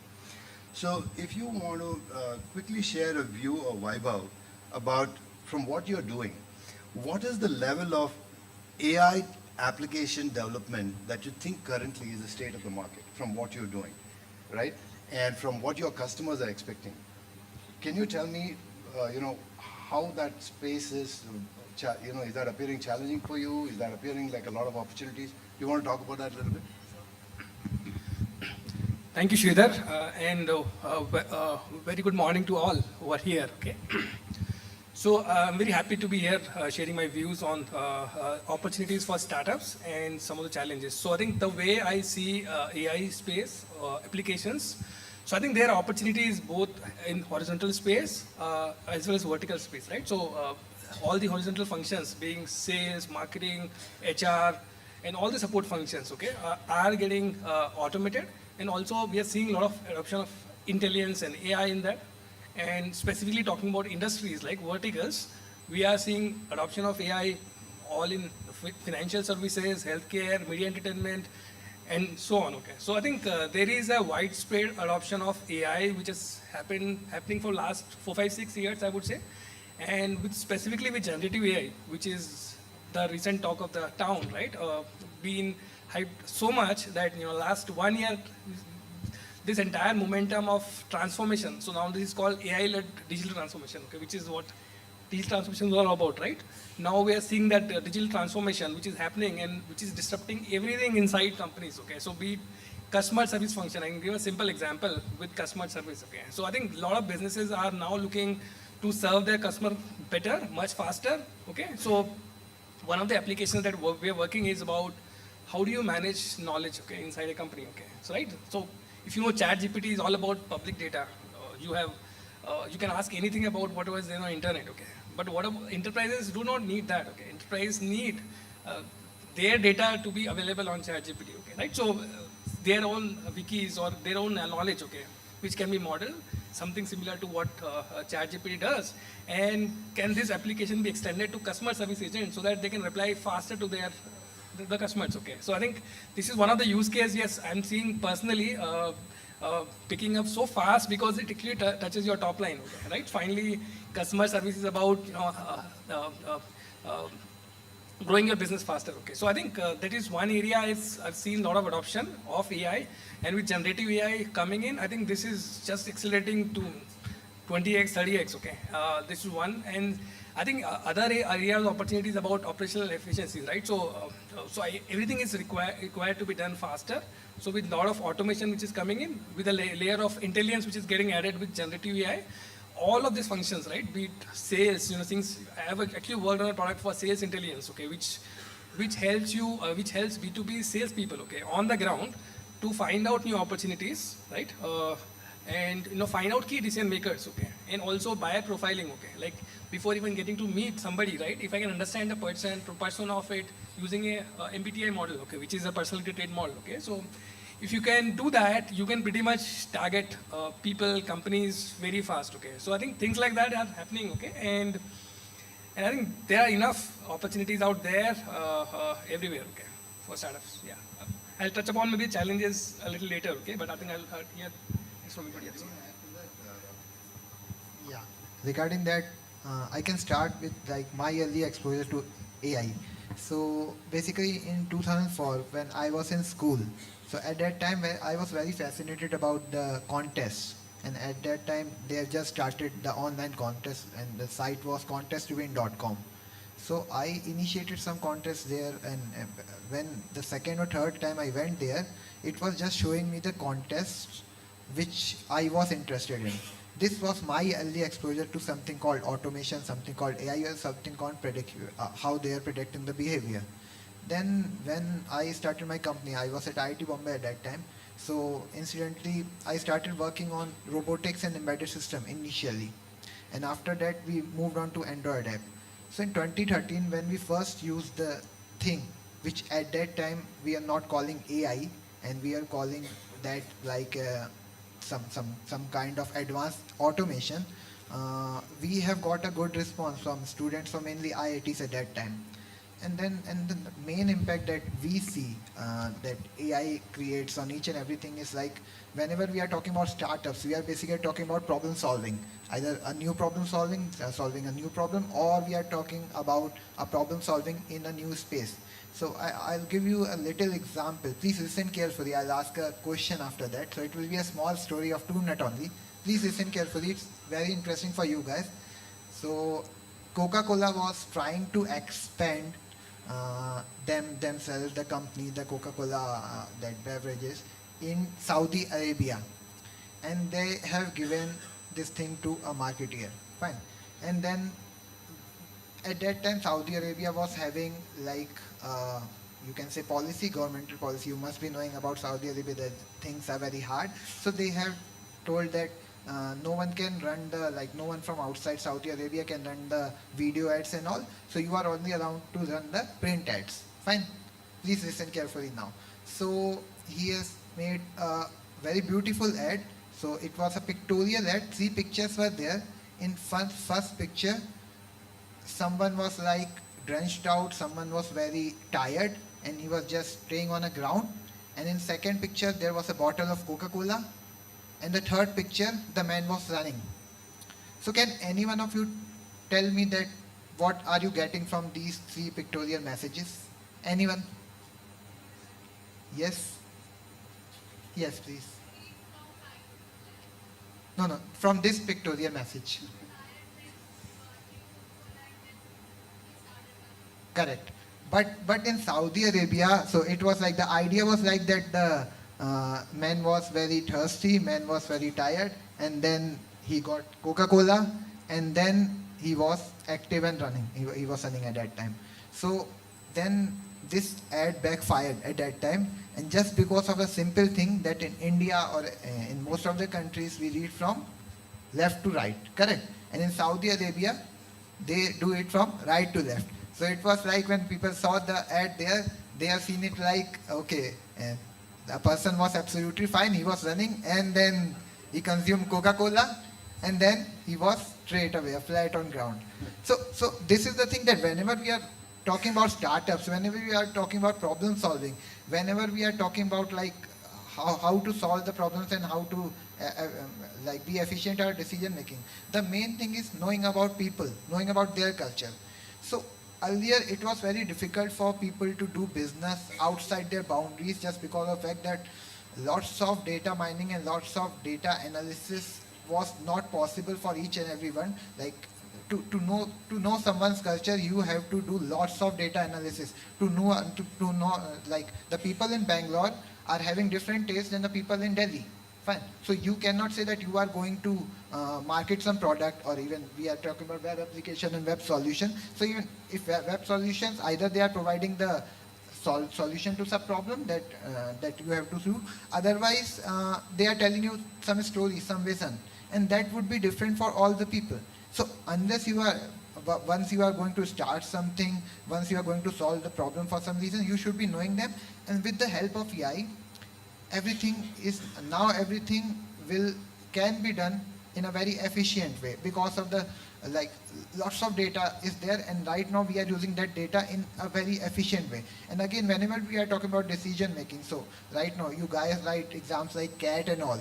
So when you see that there are some, say, 30 questions in 60 minutes, so who is getting which percentile, who's getting how much rank, will eventually depend on the fact that in how quick time you are going to solve the problem. And then the same thing is in business and startup also. So eventually with the help of AI, we are reducing the time in the problems which are having the set of instruction to follow. We can reduce the time in that. But yes, whenever we are talking about innovation and all, it will be difficult. Right now, it is difficult for AI to solve the innovative We'll come back problems. to that part later. So Laura, next question for you. I just have a slightly different question for you because we spent some time on this web app thing. From an IT, from an industry perspective versus the requirements of what the business and academia, business schools and academia need to do you feel that urgency is already felt by business? Do you feel that urgency is already being felt in business schools, that you need to create either an enhanced program or create new programs to create the business leaders of tomorrow? Do you begin to feel that? Yeah, thank you for the answer, for the question, which is very relevant. I think there are two aspects to this, and I can talk from the perspective of the University of Southampton Business School in particular first. So we are hearing all about AI, generative AI, and machine learning and so on. So actually these are aspects that have been researched by our colleagues, academics in the business school for quite a time now, and we are very strong in data analytics, so we've got a dedicated department, data analytics and risk, and which is ranked top 40 in the world. So we have got lots of expertise, and I have to say that these subjects have been taught in the classrooms, but only now we are really talking very loudly about it, and everybody is scared. ChatGPT 3, 4, 5, and so on. Oh my God, this is going really to undermine academia, the learning, and so on. So I think we have to step back a little bit here. So the expertise is there, actually, the universities, and this is not just the University of Southampton Business School and the DAR department, but also other departments in the world have been researching this for a very long time, and that's why the expertise, we have enabled that expertise. But you know, when a toy maker says to the world that toy can be dangerous, the world should be listening. Now, this was exactly what happened with Geoffrey Hinton, who is the creator of generative artificial intelligence, when he was warning about the existential threat of AI to humanity, and particularly with regard to unemployment. And then this has been compounded by news around, in the US tech sector, we've had 20,000 jobs losses last year, this year, and then latest report by Goldman Sachs saying, the impact of AI over the next years will be about 300 million jobs losses around the world. So actually this is already a reality, and it has been a reality for a while. It's now that we are talking a little bit more loudly, and rather than being frightened and thinking how our lives and the way that we do things is going to be redefined by AI, I think we should shift the paradigm, and we should really think how we are going to really to find ways of coexistence with artificial intelligence. And in my view, there are some fundamentals, and these fundamentals are important, that the AI can never change. There are things where humans can excel, and that AI cannot do. So we have to go back to the fundamentals of humanity. So there are things like developing new ideas, persuading the others, motivating the others, inspiring the others, empathy, and also the ability really to organize and so on. These are things, at least for the foreseeable future, that AI cannot do. So we are in a space where actually we are in control. Humanity is in control. AI for us, and as a business school, is just a tool really to enable new opportunities and new learning. I think we should develop new ways of learning with AI, so more like a partner rather than something separated. And clearly, in terms of business schools, what we are doing, I think here in this session we are talking about startups, entrepreneurship, and so on. I think actually AI is going to give an age, a fantastic age, to entrepreneurship subject. Entrepreneurship at the moment is taught as a separate subject, you know, physics, entrepreneurship, strategy. So entrepreneurship is separated by strategy. Whereas I do think, and I think many colleagues in the entrepreneurship domain think, is that we should think of entrepreneurship as a compulsory really subject, like maths, programming, and so on, because it's an enabler for everyone. So in terms of education, we should start to think about a shift from just specialization in 1 or 2 majors, but in specialization in multiple majors. So so I stopped here. I think that makes sense because, you know, we increasingly start seeing now entrepreneur in residence in companies, right? So even corporations are expecting specific roles to start thinking like entrepreneurs, not just as employees. So I think that kind of thinking is a good insight. Do you want to add any thoughts to that from the pharma industry perspective, or is it no different from any other industry, you think? Yeah. Hi, everybody. I'm Rohit Mukul. Thank you for the introduction, Sridhar. So I'm the founder of Zila Pharmacy. So there are 3 characteristics that have come to define the pharmaceutical industry. One, it is very fragmented. So it's not a winner-takes-it-all market. There can be multiple companies which are AI-enabled, AI-accelerated, using AI as a technology, or it started with AI, that can participate in this industry and can really make a transformative impact in the industry. Number 2 is it is ever evolving, so there are constant innovations in pharmaceuticals.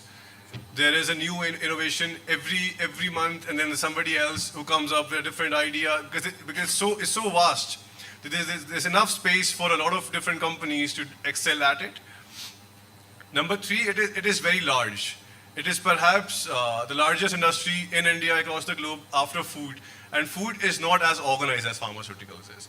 Pharmaceuticals is very technologically driven. It's ever evolving. There's a lot of scope, starting from the first point of drug discovery, you know, up until the drug is administered to a patient. There are different aspects of the supply chain or of the whole chain where you can bring about a solution to increase efficiency, reduce costs, or you know, transform that aspect of the business altogether.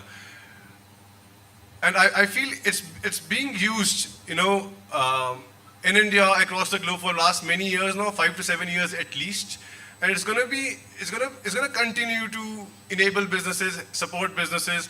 As Professor Laura said that, you know, it is a partner, it is a tool for human beings.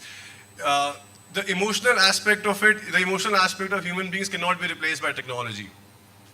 Having said that, the companies that are not using technology as an enabler will be left behind. So you have to, it is not, so how, it is like electricity 100 years ago, you know, like it transformed industry after industry, and every industry will be impacted by it, but in a very, very positive way. You have to look at it as a friend, which is helping you solve problems, or you can maybe focus on better problems to solve, and you know, transform lives for the better. So responsibly using AI in the pharmaceuticals will have a major impact in the years to come, and let's hope for the best. Yes. All right, so I want to just spend a minute on, you know, when you mentioned about electricity. I think I was talking to somebody yesterday, and I remembered that one of the earliest things that happened when Thomas Edison first came up with the lighting with a light bulb was that there were many towns and mayors of towns actually protesting large-scale deployment or even electrifying the city because they said that this is going to burn down the houses because you're going to bring fire into the house and so on. So that is the level of distrust we have about new technologies. And then today, of course, you cannot live without it. right? Even with cars and horses, for example, Absolutely, right? yes. You're like, what are horses going to do now? But Yeah, that's not- what Ford said, right? Yeah, You know, he said if I was going to do market research and ask people what they wanted, they would have said we want faster horses. Yeah. So luckily for us, because of the background in AI having been developed over the last several years, what we are seeing today, and sometimes I remember the bamboo example, right? Because the bamboo is something that grows silently under the ground for 5 years before the first shoot comes out, and then you don't even know it's there, and then in the next 6 weeks it grows 90 feet. So AI that we see today seems to be that invisible thing that was never there, but it's been actually building all along. So from a developer, like a startup perspective, then this question is for you, you know, and I do not know if you have actually raised capital and so on, but since this is about startups, I want to just focus a little bit on the startup aspect of it. Do you see that when you approach an investor or a financial you know, company for funding and so on, do you feel that attractiveness is there, or is there, what are the differences that you feel? Is there a lack of trust? Is there a lack of you know, credibility? What kind of factors are impacting this? Yeah, so I think I'm just trying to compare a normal startup versus AI startup, right? For fundraising, which is a question you have, right? So yeah, so AI, we know, right? It's a transformational technology, and the kind of products and startups that you're building are really fundamentally different, okay, right? So obviously there is a lot of excitement out there. A lot of investors are really excited about it, okay? But having said that, definitely the rules of the game are still not set, right? So there are challenges about regulations, okay? I think privacy, ethical considerations, okay? So can you build a model, the problem I was explaining, right, earlier, can you build a responsible AI solution, let's say for customer service people, okay, which can be safely deployed inside enterprises, and you know, it is well guarded and all that, okay, is really a question which is out there right now.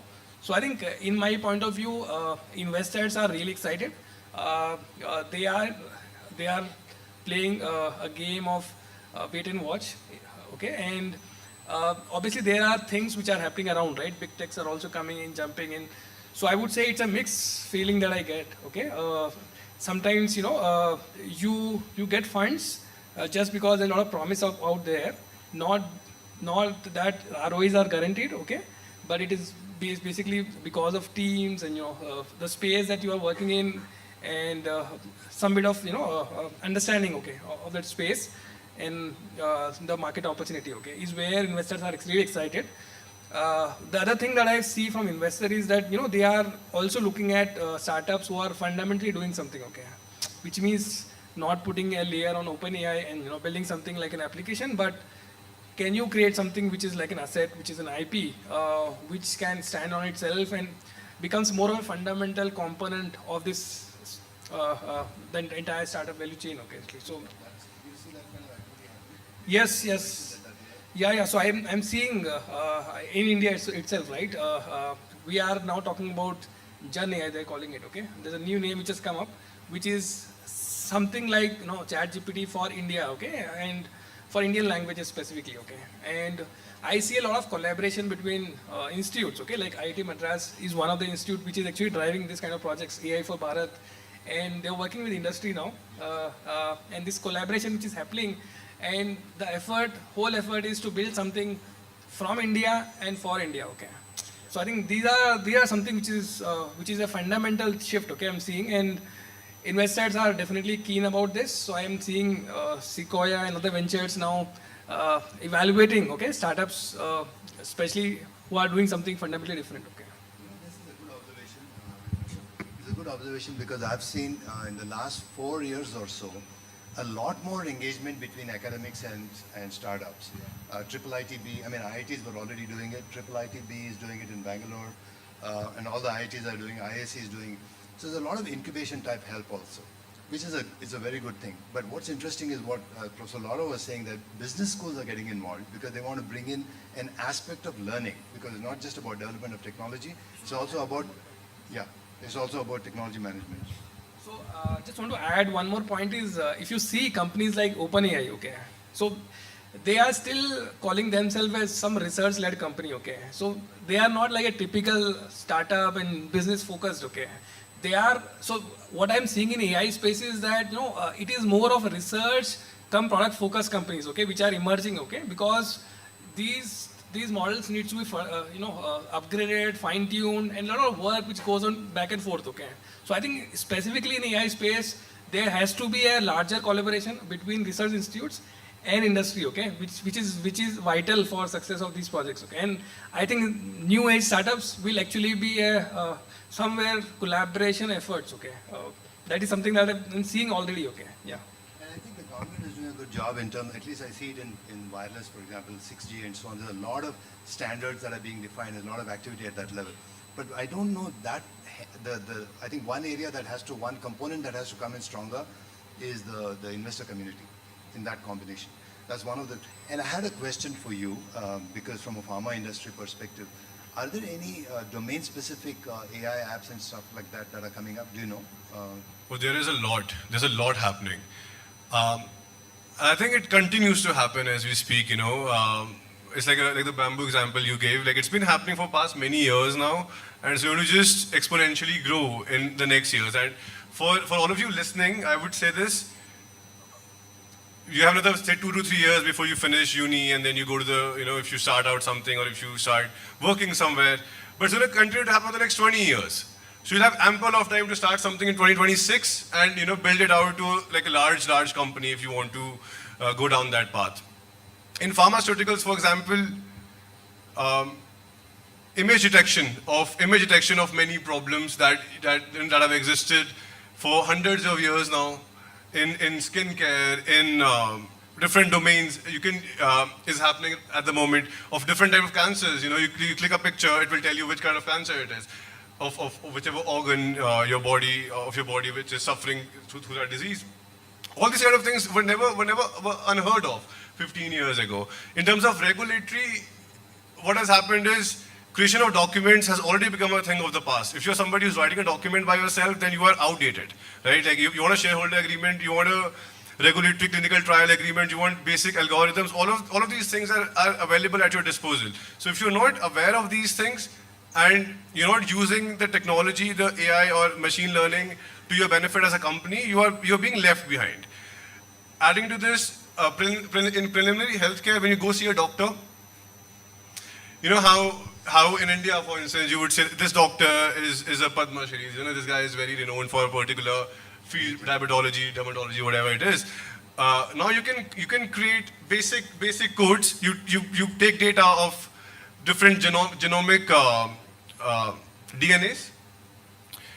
You record for a year, and then you create a preliminary OPD doctor which is more accurate than any doctor on planet Earth. This is really changing. Like, if you're a 55-year-old who doesn't understand all these things, you will have to adapt to it. If you're still young, you still have time to understand. By the time, I think in another 5 years, for example, OPD will be a thing of the past. All of us, I have grown up going to doctors for OPDs. Every single problem that you have as a child, you'll go to the OPD. Even medical terms, you get a blood test done. You have a certain marker is not at the right point. You can't Google it. You can't Google these things. You have to go seek a specialist. And then in India, because the country is so humongous, maybe in a tier 3 city somewhere in Uttar Pradesh, somewhere in Madhya Pradesh, somewhere in Karnataka, wherever, you don't have access to that kind of a specialist. So there are bots being built which will tell you why exactly your creatinine levels are high, why exactly your cholesterol levels are high. Is it to do with just a preliminary checkup? You still need somebody to do a surgery if you want to get a surgery done. You still need somebody to do a diagnosis. Doctors will have a role to play, a major role to play rather.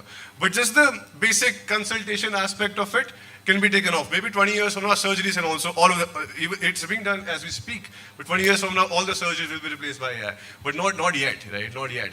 But 20 years later, you'll have more opportunities to work on as human beings. So I think future is very exciting, and as we go, like for example, with inventory planning, I think every company has been using it for the past 10 years. It's not a thing of today. Yeah. Everybody's been doing inventory planning through different algorithms. It's just become more efficient, more cost efficient, that smaller companies, startups can afford them. And in India, I think there's still a lot of work that needs to be done in terms of the cost of AI, because normal companies are not able to afford it. OpenAI has been funded with billions of dollars over the past 7-8 years in India. Not every company has access to a VC, for example. Not every founder has access to a VC. So as we speak, even the costs of affording ChatGPT is free, for instance, right? Every single person has access to it. If you're not using it today, you're left out. So I think future is very exciting, and every different aspect of the business, of pharma industry and otherwise, will be impacted by AI in different degrees. Some of it will be completely eliminated, but even the elimination of a certain aspect is actually for the better of humanity, at least immediately. There can be other repercussions maybe in different industries, but in pharmaceuticals, I think of it as a very, very exciting aspect. And it's not a winner-takes-it-all market. There won't be like one company which will take everything away from you.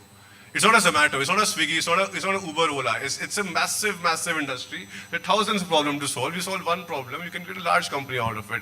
And you can make a real transformative impact on the global industry, on the Indian industry, for yourself, for your people, for your customers, for your shareholders, for your employees, everybody. So if you are going to get a blood report that says this is an AI-generated blood report, it does not need a doctor's signature, would you take that seriously? Is I think the question that will come up. It's a question of maturity, right? At what point your level of trust becomes so high that you're okay with it. But there are early adopters for everything. So the data which says 16% of the people of the full population of India will adopt something early. And then there's a big chunk of 60%, which are just followers, and then there's 16%, which will not adopt anything very easily, and they will take another 10 years to adopt something. But the early adopters, those 15% are the real game changers, the first people to try something out, who are very open to change, who are not of junk, So you can make a real business out of it if you're starting out. Good point. Professor Lara, you want to add something to that from a business school perspective, do you think? Yes, I mean, from as a business school, our role in terms of education, I think AI, will stay with us. We have to find new ways of coexistence. But I think we have also to go back always to the human, and so perhaps we needed to start to think about and to refocus on what humans are good at. So I think there are, as I said, there is one aspect, entrepreneurialism. This is really what humans are good at, and this one is about really thinking in a very creative way, muddle through, experiment, mobilize resources, putting resources together to create new ventures and to achieve specific goals. And this particular aspect of, which I will call it entrepreneurialism, is underpinned by a set of skills that AI cannot replace.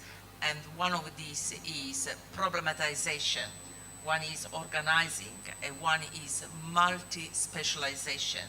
So really we need to embrace this new paradigm when we teach subject disciplines to our students, and therefore really making sure that this entrepreneurialism is embedded in each discipline that we teach. And in order to enable that, of course, we need to have that close collaboration with the industry. We needed to enable startups and so on, so that the co-creation and knowledge exchange is really important for the development of academia alongside, the industry, and to create that societal business impact. And I see here AI as an instrument for more effective and faster decisions. So I think the opportunity is really great. Yeah, I think that's a good point, and I feel, the interesting thing I find now during this hype cycle compared to any other is that the involvement of business schools in conferences and discussions like this, which is not very common earlier. You normally have either the regulator, the government, or the industry that's coming in. So if there's no other specific point to highlight, maybe we can throw it open to the audience for some questions. Yeah? Is that okay, Abhishek? Can we do that? I have a question to start with. Yeah. So there's one thing I was thinking from since morning. This question can be relevant to the topic, and this can be a bit diverging from the topic, but still I wanted to ask out of my curiosity. So everybody sitting here, mostly students, they love AI, right? and they want to become an entrepreneur, right? But they don't want to work for a startup, right? So starting their career with a startup becomes a problem.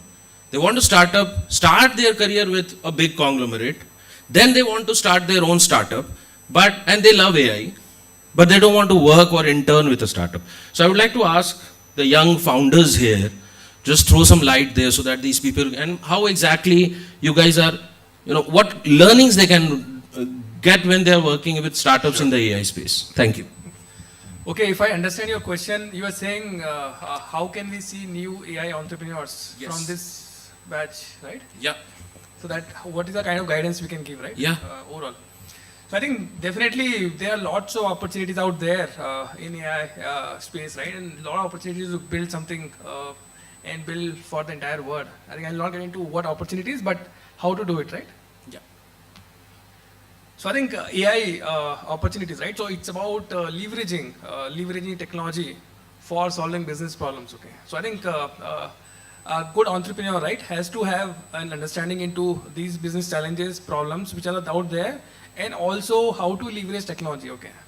So I think there is a good amount of exposure which is required on both the sides, right, to really understand the problem. Okay. So I think my personal advice or view would be that getting exposure into these problems, okay, and also understanding how technologies have been leveraged and how it can be leveraged, okay. Possibly you will need some exposure in the industry before you start up, okay.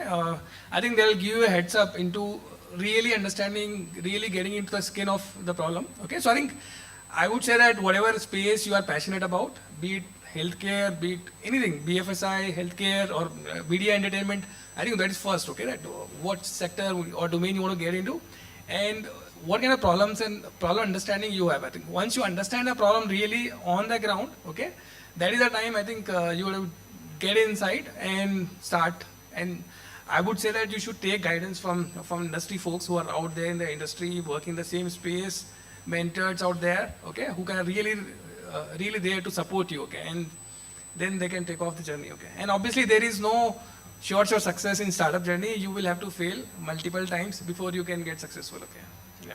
So you need to be persistent, okay. I'll add on that. So regarding the understanding of problems, so a little question I'm asking again. How many of you know how to drive a car? Fine. So there are many students right now who are not knowing how to drive a car. And if I'm giving you a classroom teaching for like 1 or 1.5 hours for 10 sessions, how to drive a car, and I'm demonstrating each and everything through a classroom, how many of you think that you would be able to drive a car? Okay, fine, 2, 3, most of, and will it be safe for you to drive a car in a road or like Bangalore traffic? No. Again, so another question is, how many people are driving cars? Like more people are driving cars in the world, or more people are starting business or startup, or cars or startup? More people are driving cars. And right now you have accepted that in your classroom teaching and with just like learning about this and thinking people like us, learning from people like us, you will not be able to drive a car. Again, you will not be able to run a startup also, run a business also, and use NAI also. So for that, you have to do something live. So to learn how to drive a car, you have to do something live. Like you have to drive a car for first time, like first 10 times or first 20 times with some instructor, and then you'll come to understand what is there in driving a car. It is not only about person. It's not only about car and highway and transportation. It is about person who are running car with us. Fine. Other people also. Like you might be a very good driver, but you should be knowing how to like escape from the other drivers who are not that good. So again, the answer to that particular thing is all of the students who are thinking about startup or who are thinking about like doing something in AI, just start some real problem solving. Obviously, classroom teaching is going to help you because fundamentals are always be required. These means in last 10 years working with or recruiting from IITs and IIMs, I came to know that lots of jargons are required. Fine. Because in real business, I haven't used any jargons. All of these things you are going to go fundamental principles you are going to learn from the classroom teaching. But eventually, if you are not going to get your hands dirty in a real work, you are not going to learn. Failure is one thing, success is one thing. You are going to learn from both.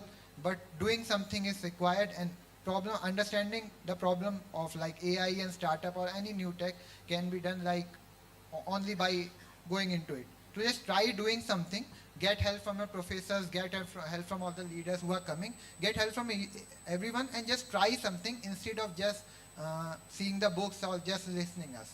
Thank you. Would you like to add something? Yeah, so the question was, you said that they don't want to work for startups, they'd rather work for an MNC. Yeah, so the question was that everybody wants to start their own company. But they don't want to work for a startup. Yeah, so there is a risk. Yeah. ये बंद हो गई तो, funding रुक गई तो, layoff. What if layoff happens? What if it doesn't work out? A lot of risks are involved. But I feel that's what the parents tell them to do. I think this generation largely is a risk-taking generation, right? Like, I think a lot of you would be very comfortable working for a startup. Am I right or am I wrong? Would you work for a startup? Yes, no, please raise a hand if you would work for a startup. I would work for a startup. Why not? Work for startups. What's wrong with working with startups? Start up something of your own. Work for an MNC if it suits you. But I think your learning curve working at a startup can be much steeper than working with an MNC.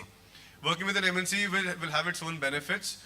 But I think startups have, if not better, at par employee policies, at par everything. You're working in a leadership team. It's very easy. It's a lot easier for you to make a real impact working at a startup compared to working for an MNC, right? And in your initial years, right after, and maybe this is still, you're still young. You're still in your first year, second year. Maybe by the time you finish university, you would be more inclined towards working for a startup because you understand that risk is inherent with everything. What if something goes wrong with an MNC? Right, and people who are working, I've seen a lot of my friends working for big consultancies, McKinsey, Bain. They don't work for too long. They'll work for 2 years, then they'll drop off, do something else. There's so many big companies that have come out of ex-Flipkart, ex-Oyo, ex-Uber, ex-Ola. So these guys have a first-hand experience of what it is to build a company, and this experience, this is a controversial thing to say, but this experience is better than being a VC in many cases. You know, if you have been a part of, let's say, a Flipkart founding team, you have seen a company that big being built firsthand, and nothing in this world can give that experience, right? So work for a startup, I would request all. Yeah, absolutely, I would add to that. Great. My simple one-line suggestion is ask yourself, if you're not ready to work for a startup today, unlikely you will become an entrepreneur. Great. Because if you're not even willing to work in a sheltered environment, where is the question of you going and running it? It's out of the question. So if you're looking for a risk-free life, then I think that is the biggest risk you can take. So I think my question took a lot of time. I'll throw the questions to the audience. Can I have the mic for that gentleman, please? Thank you. Hello everyone. It was a wonderful and insightful session. In today's era, what we expect is the startups to be a customer-centric problem solver. But while solving these problems, they generally lag behind while catering the customer experience. Especially, I would like to enlighten this with an example. Nowadays, many startups and many companies are replacing their customers' call centers with AI chatbots, which right now is not, and there is a noise in the market itself because people are not ready to deal with AI, means chatbots, because they want a human touch in order to address their grievances. So how we can overcome? As I feel that there is a gray or a darker side while solving the real life problems, but how we can overcome and have this solved with a human touch and while addressing the grievances. Okay. Anybody? Anyone can take that question. Yeah, so I'll start with that. So whatever thing you are telling right now regarding the chatbot, so they have already implemented the same thing. Like there are certain levels. So the level 1 is the preliminary problem, in which in the problems you are getting the answers which are almost scripted, or they were like handled by many people before. So they have like given all the data and you can get the answer. And for level 2 or above, there are people who are involving it. And again, as Professor Laura has mentioned, that emotions is the one thing right now, emotions we are talking about, that is not being catered by AI currently. But right now research is being done on emotion AI fine, to integrate some emotion into AI. So whatever you are saying is true for level 2 and above. For level 1 right now, that is required. Like if you are asking that when will my order be coming, fine. For that you would not be requiring human intervention. It will take more time, and by using a chatbot, it will be done in a simpler time. Yeah, I just want to add to this, okay. So I think the problem that you mentioned is very real, okay. And I think this is one of the opportunity you have to solve. That's first thing, okay. Second thing is, in terms of improving customer experience, right? One is obviously the amount of AI which has been used currently is not obviously the best of it, okay. So most of the chatbots are still rule based, okay. You know, there is no real AI which is going into there, okay. There is no real training which is out there, or no good custom models which are being built, okay. So I think there is a lot of opportunity on building high quality L1/L2 chatbots, okay, which are really intelligent, very powerful. And if you know, in any customer service support, right, function, there are about 70-80% queries getting repeated, okay, right? So everybody asks for login ID, password, whatever, forgot. So you know it, right? Typically, most of the problems, like 80% problems which lands on customer service desk are common, okay? So you can pretty much do it with very good AI. Definitely there is an element of human which is required. So I think on adding emotions and human, there's work happening both on AI front as well as integrating human in the loop, okay, right? So I worked with a startup which are actually working on cloning voice, okay, right? So you can use AI voice, which means I can actually ask Shah Rukh Khan, okay, to deliver a message to you, okay, very personalized, okay, in his own tone, okay, and AI can do it. AI can actually humanize the voice, okay, and deliver the message to you. So I think that those kinds of innovations will also get integrated in this customer service function to give and touch and feel. But definitely, I think Professor Laura's point, right? So we can't eliminate human, okay? Humans will always be required. Humans will leverage technology to an extent, and humans and AI have to collaborate together to give experience like 100x of what is there currently, okay? So I'd like to stop here because we are having another guest waiting. Sure. For the next session. So you can connect with the panelist later. I have to, because of the paucity of the time, and I don't want, everybody to wait for lunch as well. I have one more speaker for 45 minutes. So I would like to invite Professor Surya and Professor Paurav for the felicitation of the guests. Thank you.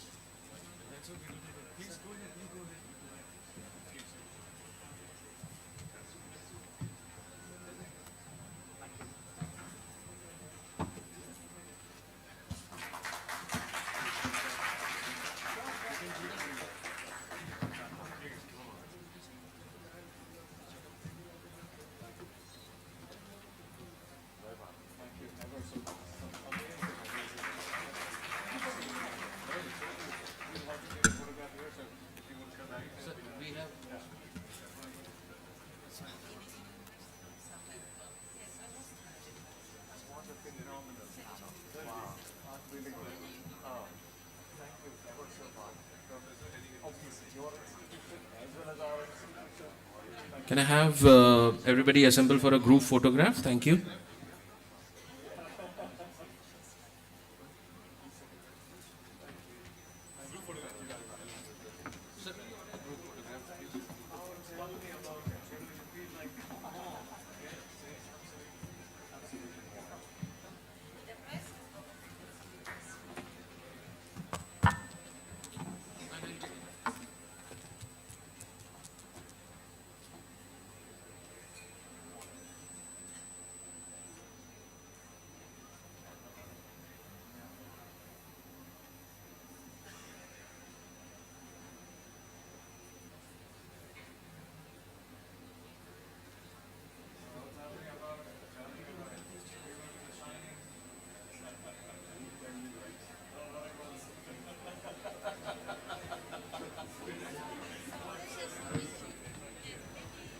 Can I have Abhishek, sir? Thank you.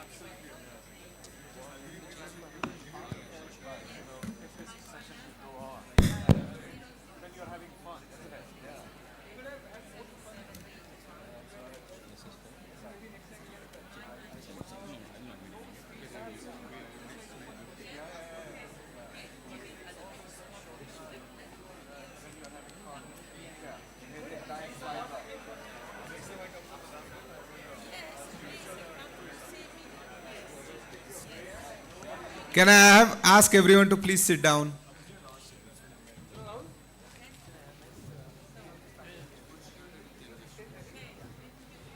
Yeah.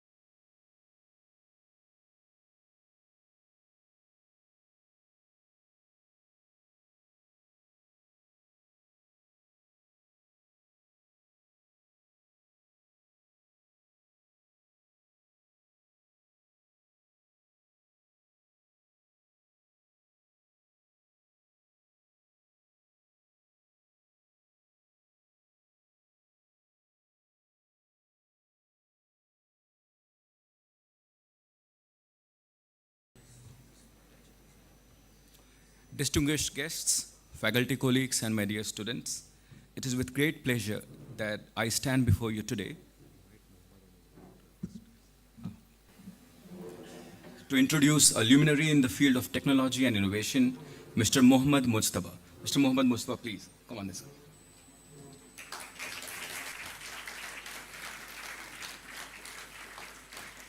Mr. Mujtaba is a Tapmian who completed his MBA in Marketing Management in the year 2003. With a career spanning more than 2 decades, he has navigated a distinguished journey through the ever-evolving landscapes of technology industry. Currently, he serves as the CIO, Chief Innovation Officer at Interglobe Technology Quotient, and his responsibilities encompass a wide spectrum of technological initiatives, from steering e-commerce endeavors to overseeing product engineering and the development of cutting-edge SaaS-based software platforms.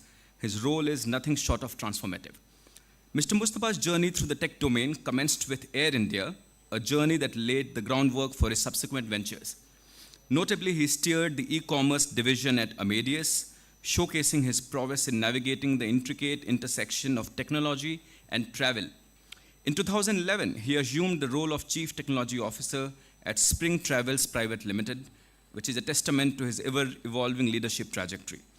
Something interesting, the entrepreneurial spirit runs deep within Mr. Mujtaba, as evidenced by his stint as the CEO of Look and Book, which was a startup venture. We were talking about startups in the previous panel discussion, seamlessly amalgamating travel, utility, and convenience within the realm of e-commerce platforms. He founded an organization named Rev, which is a software company which is driven by the mission to pioneer cutting-edge technology for the development of automated travel ERP systems, revolutionizing the travel booking experience. I have been having a word with him for the last 2-3 hours, and you will see the kind of experience that he'll bring to the stage is commendable. So Mr. Mujtaba is not just a leader, he's a visionary and who has witnessed the evolution of technology in the business landscape. I'll not take much of his time. I request Mr. Mujtaba to take over for the 3rd keynote address of this conference, please.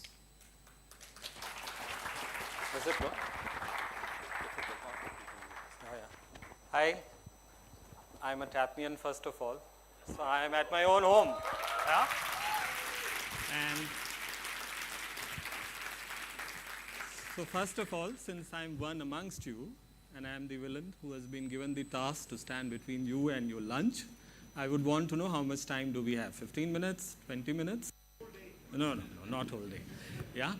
Not whole day. So, okay, but we'll try and keep it fast, right? And the gentleman on my right is my colleague, Rowan Lobo. He heads technology consulting at Interglobe.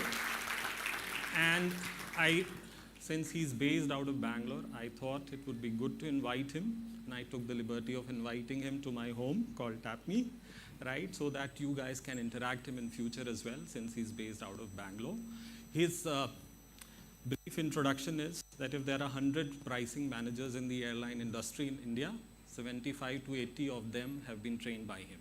Okay, so you can imagine the kind of experience he brings in, right? And I'm privileged to have him here as part of my team overall, right? So, and also it's a complete coincidence that we are wearing blue, while it is our corporate logo. We didn't decide that we'll wear, right?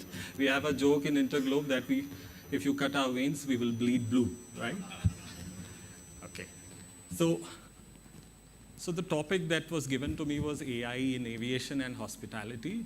There is a small presentation to anchor us, but my key message is I just want to showcase some of the live work that we do. We'll try and see, sometimes these demos go all wrong. There is Murphy's Law at play, but what we've done is we'll try and show you some of the practical work, right? By any chance, if you feel you want to know definition of AI, I'm happy to repeat it. You want to understand what it does in the world of technology, how is it different from software engineering. This is a question to students. Feel free to ask me. I'm happy to devote 1 minute because it's very important to understand what actually is AI. How is it different from software engineering, or how is it one shade of product engineering, right? Or you can connect with me right after this session. So this is the flow of the presentation. I'm not going to repeat it, but we'll run very fast through the presentation. I want to focus on demo. So just to give you a glimpse of what we do, because I belong to aviation, right? While you can read it yourself, India is one of the most humongous markets in terms of civil aviation. We are the 4th largest market in the world, and all set to be the 3rd largest in 2030. And with the 3rd largest market in 2030, let me tell you, I'm not exaggerating, we will not be even scratching the surface as far as potential is concerned. We have about 850 aircrafts today flying in our skies, which is a pittance of sorts. A country like China has about 2,500 aircraft, so you could look at the scale, right? And a number of airports that are operational in India are 148. The present government is committed that by the time they move out of office in 2024, they want to open at least 200 plus airports. Work is going on at breakneck speed, very unlike we are used to government work. It is growing at fast pace, right? And in terms of travel expenditure, we are no longer a developing economy.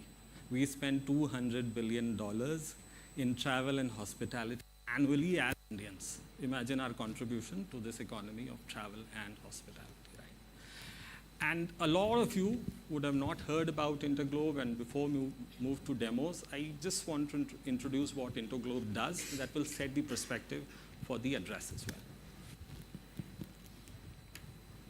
We'll have to click it.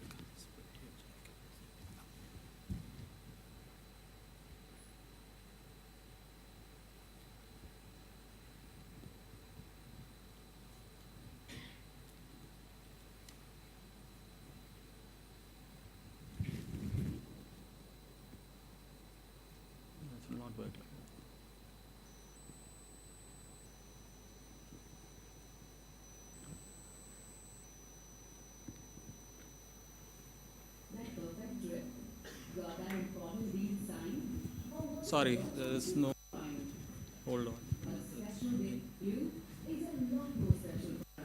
Start it from the beginning. We are the connecting link. You can't stop reading about that perfect trip.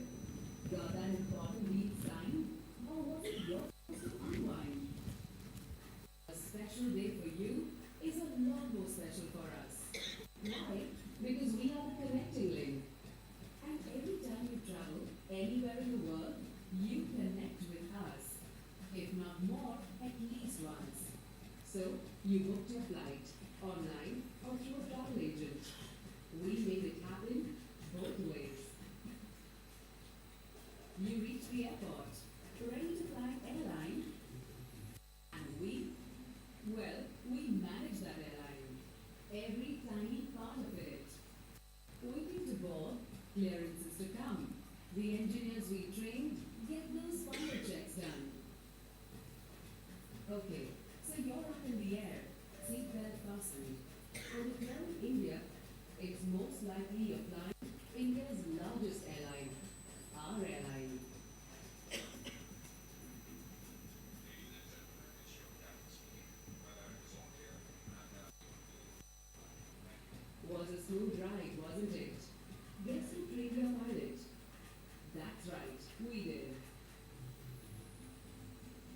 And by the way, you are invited to fly aircrafts in these boxes. Confident in luxury. We were there too, the biggest such network of rooms. Take off to touchdown, check in to check out, cookie tins to cargo. We make it all happen for you. So, the next time you are out for business or leisure, fret not, we've got your back. We are Interglobe.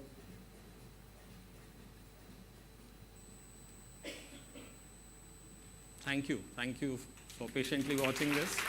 And thank you for knowing us. So in this very dynamic industry of dynamic airfares, setting up aircrafts, turning around an aircraft in 25 minutes. So there's a lot of operation research and mathematics at the core of it, right? And that is what exactly we do as Interglobe Technology Quotient. That we basically define processes in terms of measurable deliveries. We also look at revenue management. And if you ever thought you wanted to go home in Diwali and the fares are very high, you have the right person in front of you to blame, right? So as Interglobe today, the kind of volume in terms of data that we handle, we process about 250 million travel ITs annually. We handle about 300 passengers per minute. So in the video that you saw, that was for 2 minutes. My colleagues at airports would have handled 600 passengers in that time. Business turnover of the group is about $35 billion annually, naturally. We handle about 3,500 flights a day, 2 takeoffs per minute, and also the world only knows us as Indigo, but we are bigger than Taj, Oberoi's, or any hotel group that you can think of in India. We process about 10,000 room nights a day, own the physical inventory, right? So with this, naturally, there is a lot of scope for AI, right? So where do we use AI in our day-to-day work?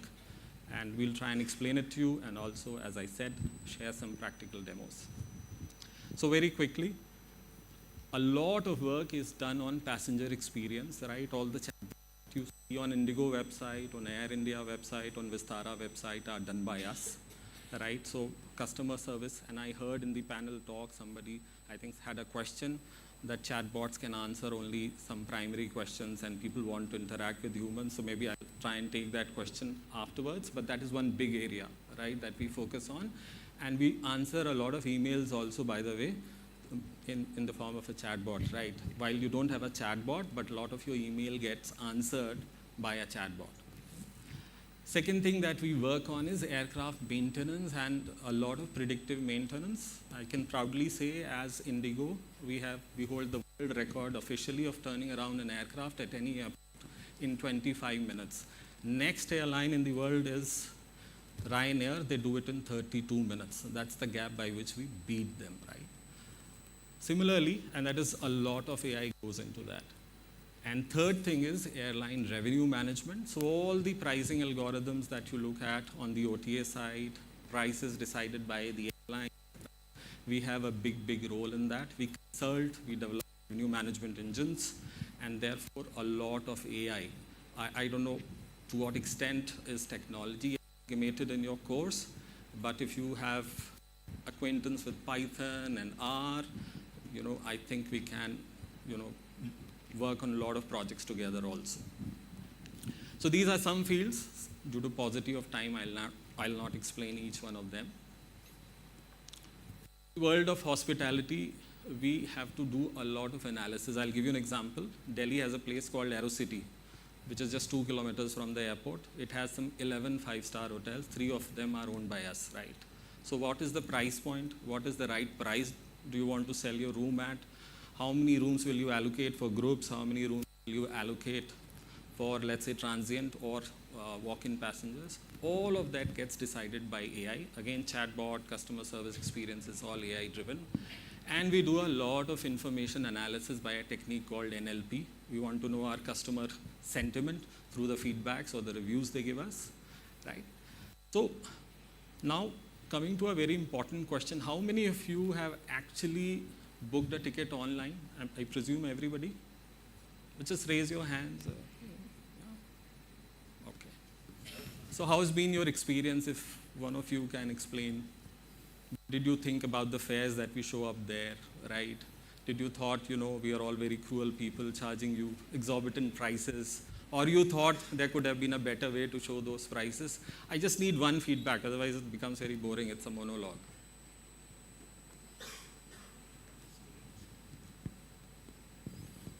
No setup. Yeah, one second, I'll show you.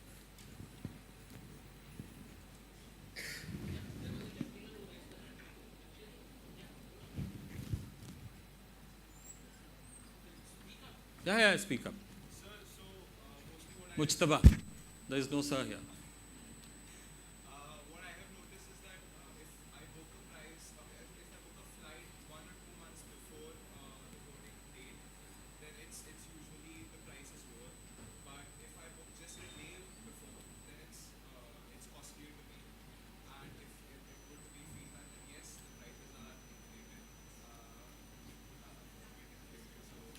But we are charging you a penalty for not deciding in advance. How would you be a good business manager? How would you be a good business manager if you decide your travel 24 hours? Yeah. So that's a very rare use case. But you see what happens is, I was joking, right? There are no penalties here. It depends on how much capacity is vacant, right? I'll give you an example. I'm going for a TAPME alumni meet in December, and I was looking at fares in July, right? So one way Delhi to Mangalore fare was 14,000 on Indigo, and they are the only carrier to have a direct flight. I booked it just 3 days ago, which is after waiting for a couple of months, and I booked it for 6,600. So here is something which beats what your understanding is, but largely what happens is it's a question of supply, demand, how does the aircraft fill. If, let's say, TAPME students decided to chill out on a vacation and they block that flight, 60 of them, right, we are bound to increase our prices. But then there is more science to it than simple logic. But what we'll try and show you is how we actually work on flight algorithms, right? So we'll go quickly to that demo. But before that, I also thought I'll answer that question. Rohan, can we? So I just want you to know there's something called weak AI, strong AI, and proper AI, right? And be it any industry, including aviation and hospitality, we are at the phase of weak AI. What I mean by weak AI, can you read? So this is a guy in New Zealand who wants to renew his passport. And his picture, when was taken, the software said that his eyes is closed, so his application is rejected, right? You see his racial features, his eyes in that sense will always be closed. So and I'll own up to one AI failure which we had as a team. Can you read this? I had my pants taken off for this mistake.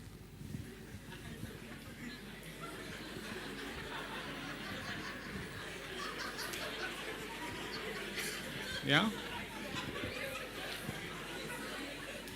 I heard in the board meeting, promoter saying, Mujtaba, you have literally pulled out money from my pocket, you are a thief. I actually listened to those words. In 2018, it became a PR disaster because we had just launched Dotty, okay? It could not understand the sarcasm that the passenger actually meant, right? And that's why the passenger said, are you serious, right? So somebody who here asked the question, naturally AI as a technology is maturing. We would be there in some time. But if AI can fly over planes, they will definitely solve this also. But qualitative aspects of AI are very, very difficult to understand. And now, since I'm taking your time on Sunday, I'd like to compensate you. So there are two things on offer. I have a question for you. You answer it, you get a summer internship paid at Indigo. Okay, so I'll ask that question right now. Okay. Okay. And you will work under this guy. That's why I have him here. He's not here to run demos, right?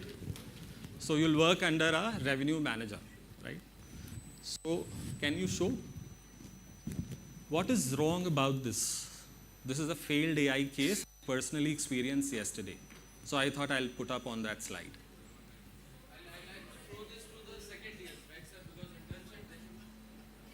Yeah, okay, second year. But please raise your hand and give your name. Very simple question, yeah?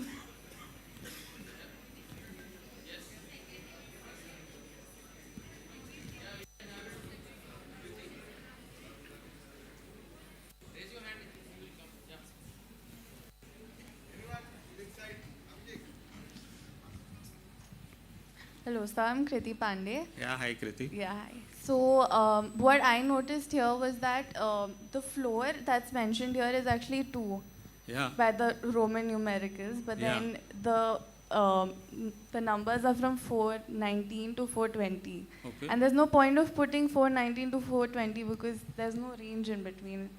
There is right? no? It's not a range, it's just 419 and 420. Would you like to explain it a little better, more directly? More directly. What does the Roman numeral mean here? Second floor? Yeah. So it's like the second floor. But then. Okay, we'll see. Yeah.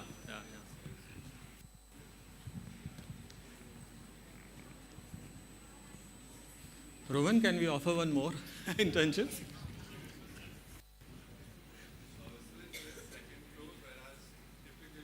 Yeah. Yeah. Okay. So yeah. second floor and fourth floor can't be at the same place. Correct. So let's do one thing. As a team, you will participate in the summer internship, right? Okay. Right? So that's one compensation for holding you from your lunch, right? But we'll have more compensations. So I was trying to say that, the world of travel and hospitality, I can say with some authority, but in other domains also, we are at this point, right? The narrow AI. We are dedicated for one task. And the failure that you saw on the chatbot in Indigo, I failed to mention one very important piece of data there. We had trained that chatbot for 2 billion email chains and conversations.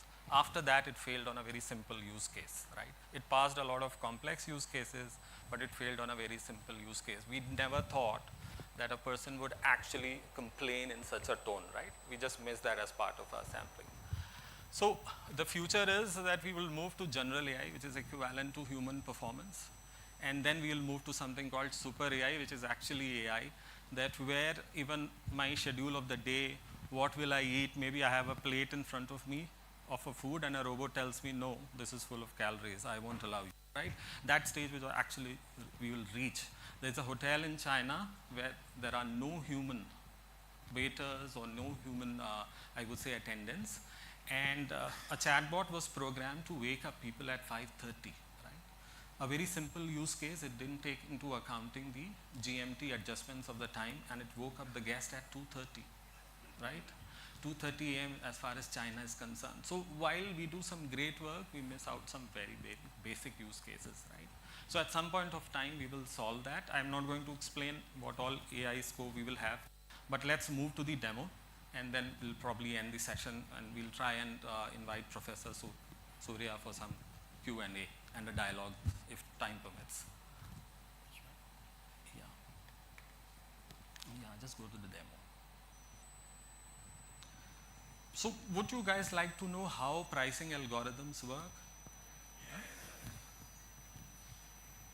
When you search for why do we show certain prices? How do we show them? So Neo4j, right? Just go to Neo4j first. Neo4j.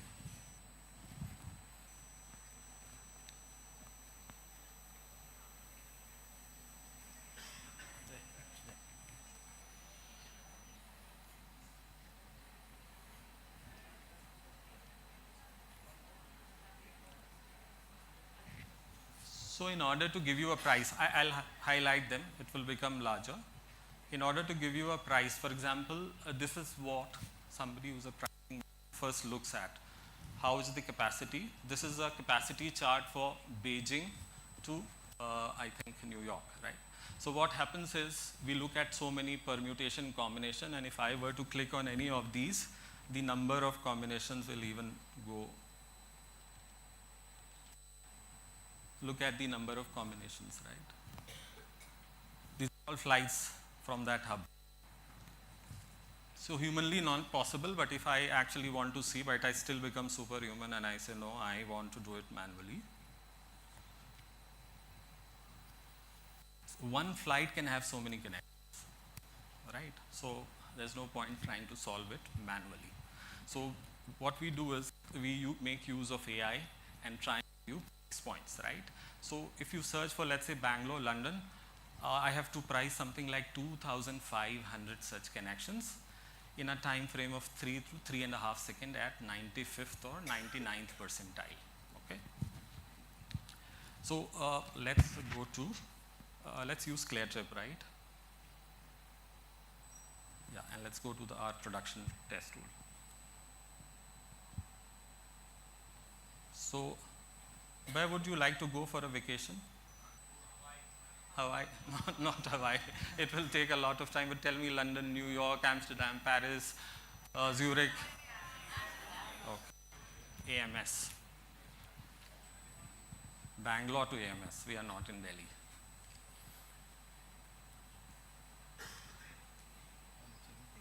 Yeah. So we are presuming on 12 December you don't have any assignment to submit, so we'll send you on 12 December. Does anybody know what is this?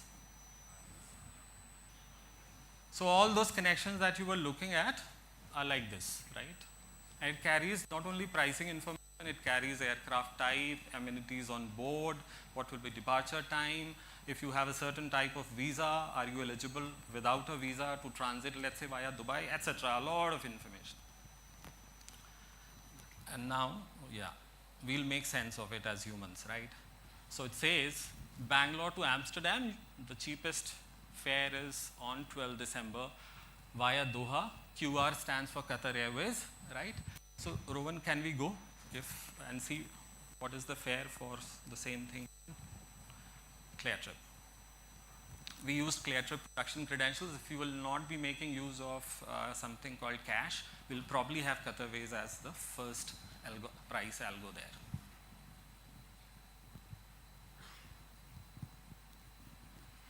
Yeah, you see, same price. Yeah, this is what we do. And if we miss the mark of 3.5 seconds, then we are no longer there. Then somebody else gets the space. You want to learn all of this? Yes. Okay. Another compensation, but it will come in the second demo, and then we'll just end the presentation.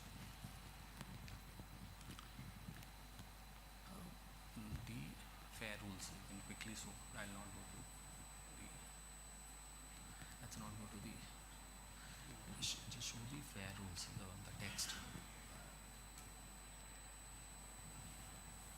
So since we are an airline and we want to trouble you, this is fair for simple Bombay-Delhi flight, okay? You need to be a PhD in English to understand it, okay? But try making sense of it. Just go through it and just scroll down how big it is. Yeah, simple Bombay-Delhi flight. Fare is 4,999. These are penalty rules, cancellation rules. This is how airline files it, right? Another big case of AI. So how do we present it in an intelligent manner to you, right? Great case of NLP and text classification, right?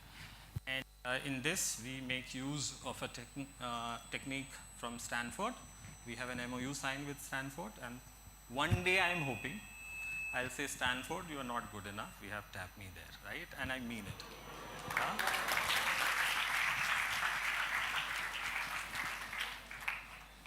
And also Southampton.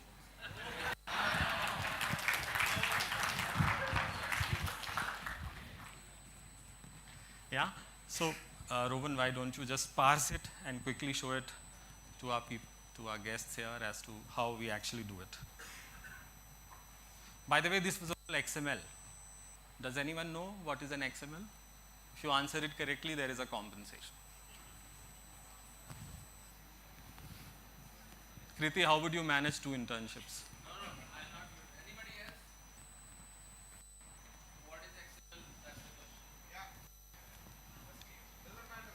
Yeah, it doesn't matter.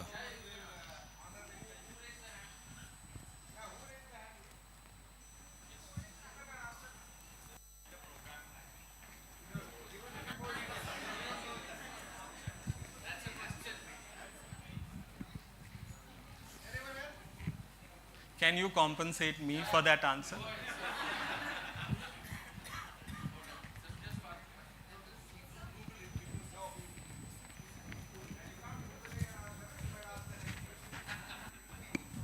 Extensible markup language? Yeah, that's, you have put the abbreviation into full form. But what exactly it does? It stores the data and It carries the data. It's a medium to carry data, and all this And interaction it- between different systems is via So that it XML can be or shared. JSON, Yeah. right? So how do we decide about your internship? Because I answered half of that. Okay. So here is something. So yeah. So supernumerary assignment. Supernumerary is the pilot who sits in the cockpit but doesn't fly, right? So you will come with us on a real life project, either with Rowan or me. We have a project going on with ClearTrip. You will sit through our meetings. We'll take you to 5 meetings, right? And then we'll ask you to submit an assignment, right? It's a paid assignment for you, right? We'll note down the names.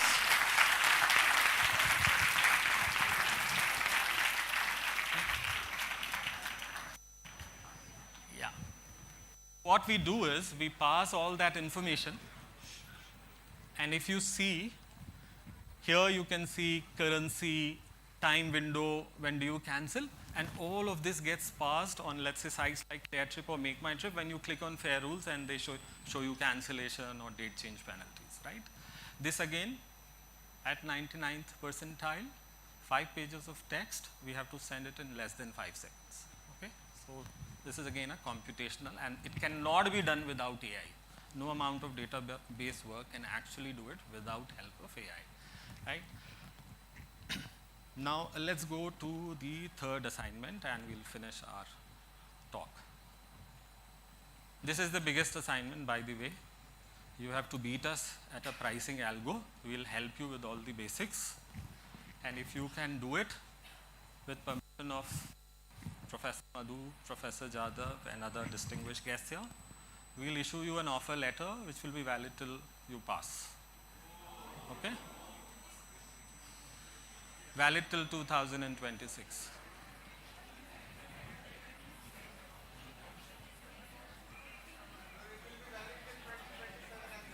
Yeah. My AI went wrong, 2027. Backstage guys can also participate. They were actually telling me, sir, what harm we are. Okay, and so now just open. No, where is it? Oh, they must have switched off Internet Explorer.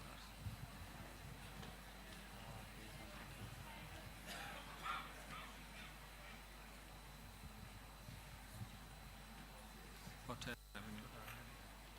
Yeah. We'll see.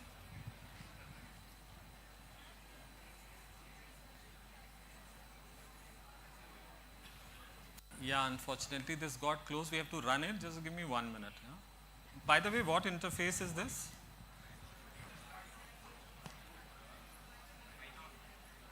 Sorry? This is Python, which is fine, right? I know you have that as first year elective or mandatory course. But what interface is this? Python is the front end language, right? What is Jupyter? What is Jupyter? Is it a planet? Interpreter. Who said IDE? Oh. So now he will compensate you because he answered it. By the way, I'll just take 2 minutes. This is your assignment. Anybody can attempt it. And you have 1 month to do it, but I'll explain what is the assignment. So we worked on it. We got one output. We'll share the data set, and if you want us, we'll also orient you. And if you cannot code, we'll allocate a coder also to you. We are after logic, not the code. Okay?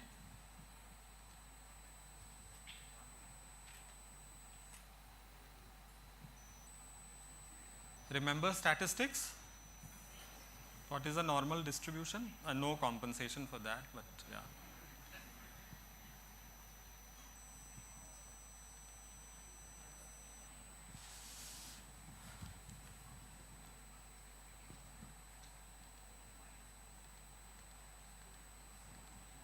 Nobody wants to answer what is normal distribution.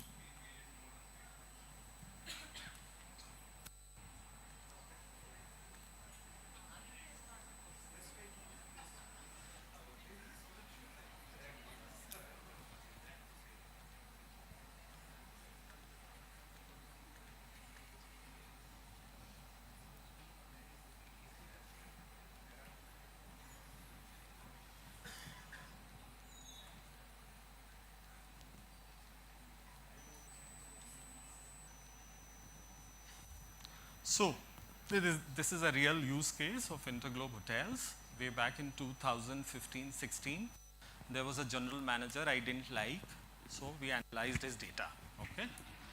And he used to claim that he's doing a wonderful job. At any point of time, his property had 90% occupancy.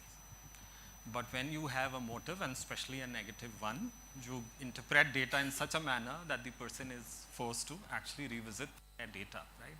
I'm joking.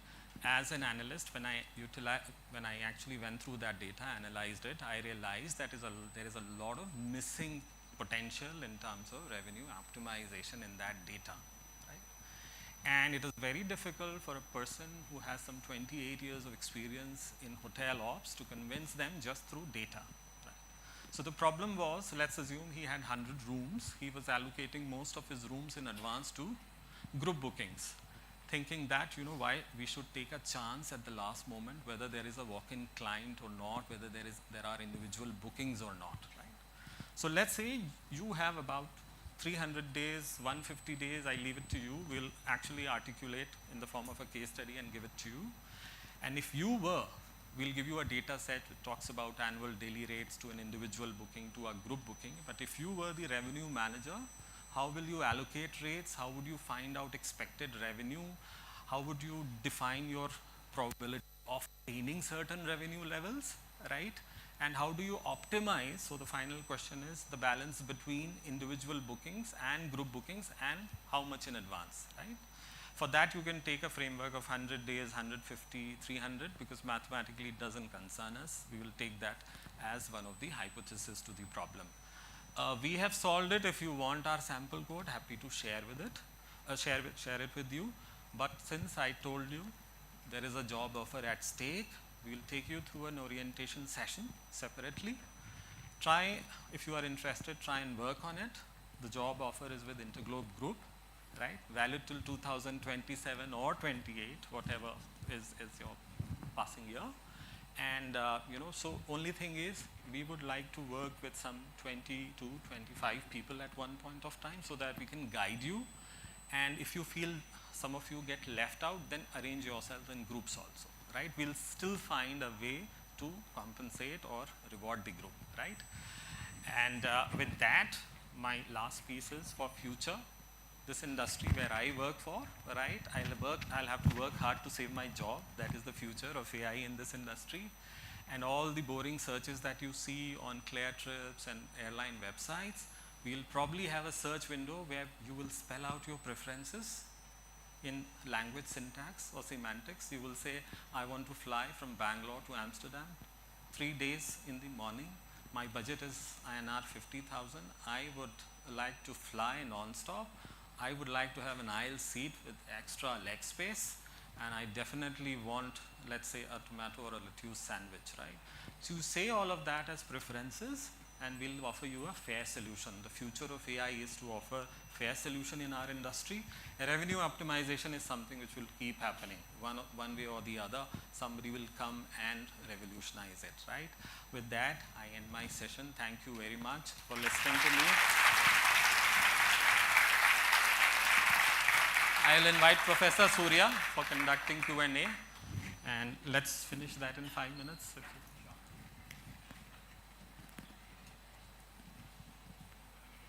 So I hope you liked it. Thank you.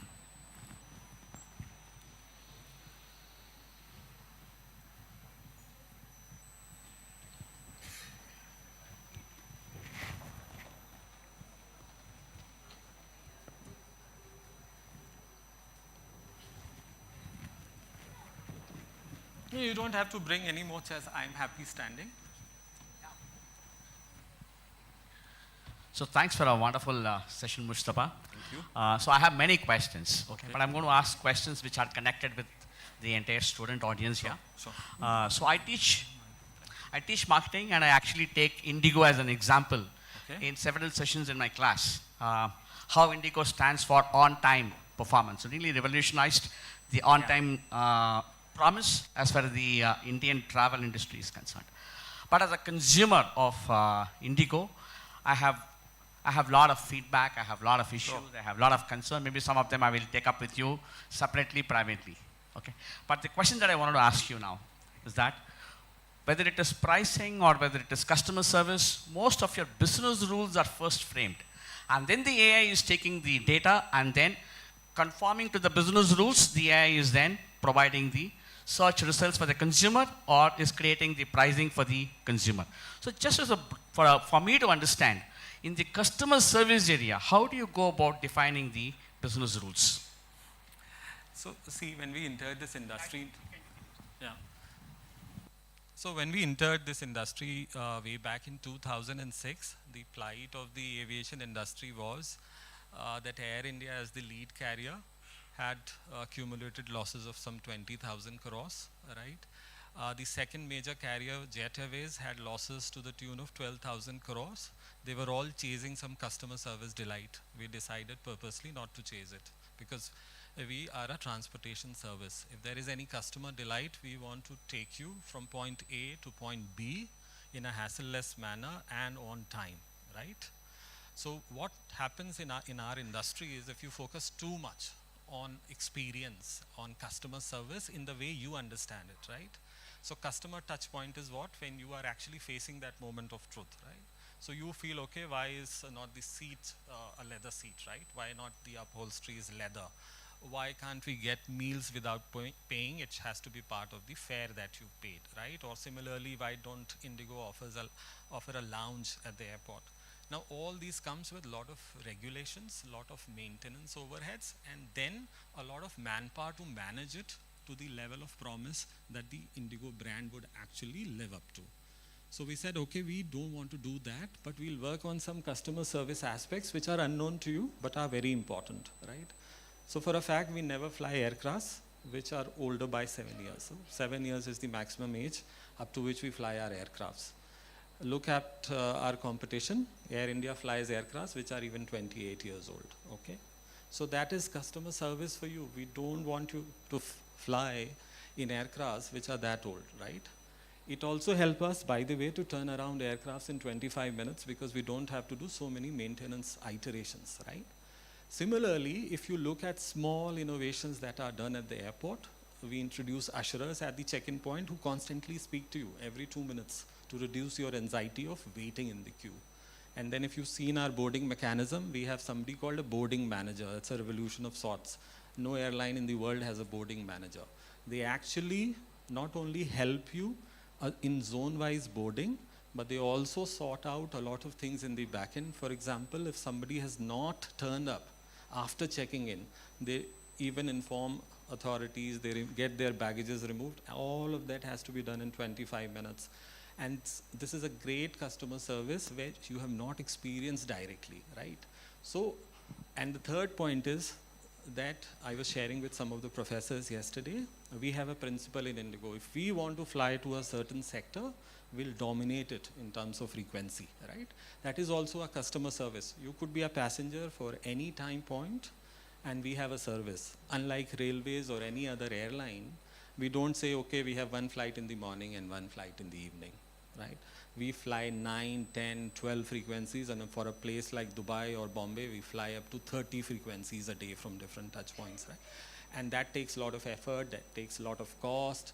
We have to work hard to recover those amount of money, but what we are bringing to the consumer is, again, convenience. You can choose any time of the day, you can fly at any point of the day. So there are harder aspects of customer service that we have focused on, and we have made profit making as a science, right? We minimum make 4,000 crores in terms of our EBITDA annually, except for the COVID period, right?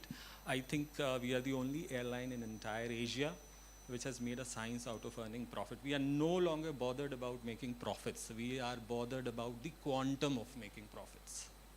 Yeah? Thank you. Just a follow-up question on that. Frequently, I'm talking as a traveler now, frequently I find that the boarding gate's announced and then you get into the bus and then the bus reaches the aircraft, but then we keep waiting because the aircraft is still not ready to onboard the customer. So you talked about hard part of customer service. Here is the soft part of customer service that I'm talking about. So for me, it is like that, why did we get into this bus and why are we waiting here when the aircraft is not ready? So I'm not saying it happens only with Indigo, it happens with several airlines. I'm saying, how are you trying to ensure that the customer experience at different touch points is also enabled and the customer has a smooth and seamless experience? Great question, right? So the future of AI also lies in post-sales experience, right? This is a post-sales experience.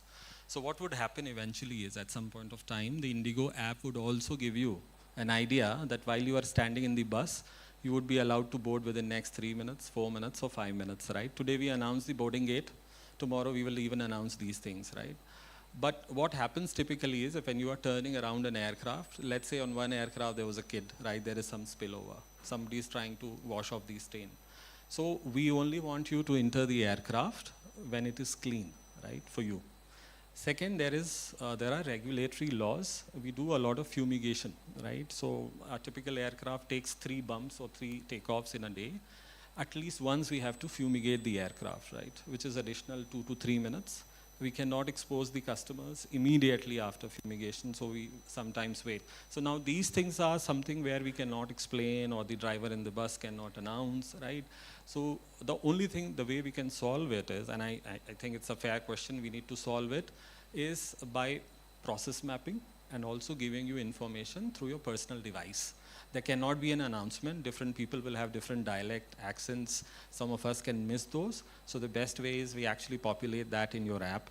One project that we are working on is definitely, even if you've not ordered your snacks on board or on your way you decide, okay, I want to pick up something from Cafe Coffee Day and then board the Indigo flight, we are going to launch a group of approved vendors very soon.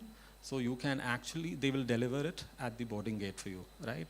So those are some of the things that we are working on. That is part of listening to customers' voice and also respecting it in terms of fulfilling that. See, I know that in airlines we have dynamic. Last question, I'm hungry. I know dynamic pricing is the order of the day as far as airline is concerned. Therefore, while you want to ensure a certain capacity utilization and therefore you book well in advance, you get a lower fare. And as you get closer to capacity getting filled up, the customer ends up paying a much higher price. How do you see this impacting the brand itself? So when you have this kind of a pricing skew, I am sitting next to someone who has paid possibly 1/3 the fare that I have paid. Okay, and possibly I'm sitting in the middle seat and he's sitting in the aisle seat or he's sitting in the window seat. So do you think there is a customer dissonance when you have huge skew? Some skew I can understand. He has after all booked in advance. I have booked late, fair enough. But a huge skew, how do you think it affects the brand? See, again, a great question. I'm glad you are asking me some fundamental questions. So don't look at price points just. So if I have, let's say, booked Bangalore, Delhi flight, and I'm paying 14,000 for it, somebody has paid only 6,000, there are qualitative differences as well. It's just not a question of 8,000 rupees. So for them, maybe the first rescheduling is free. But for somebody who's bought the ticket at 6,000 rupees, it is strictly non-refundable, right? Second case is we may allow you a free choice of your seat for which we would have charged the person paying 6,000 rupees an additional 500 bucks, right? Similarly, you could tomorrow, I'm saying it's a question of product bundling and unbundling in pricing, right? So when you pay exorbitant prices, largely it's a bundled product. We are offering you some benefit. But if you are paying a rock bottom price, what is happening is the fare becomes inflexible, right? You would say an airline is cruel and they are not listening to me, and somebody in my family has a medical condition, I want to cancel it. But unfortunately, you've chosen a non-refundable fare, or you've gone for the lowest fare according to the fare conditions bound by it. Right, so revenue management basically works on qualitative differences also, apart from just pure mathematics, right? I think I'd like to ask you one more question. Okay. I'm more worried about that. Yeah. You see, there was a point in time when Indigo was a new entrant and you had entrenched players in the market, and the Indigo was a challenger.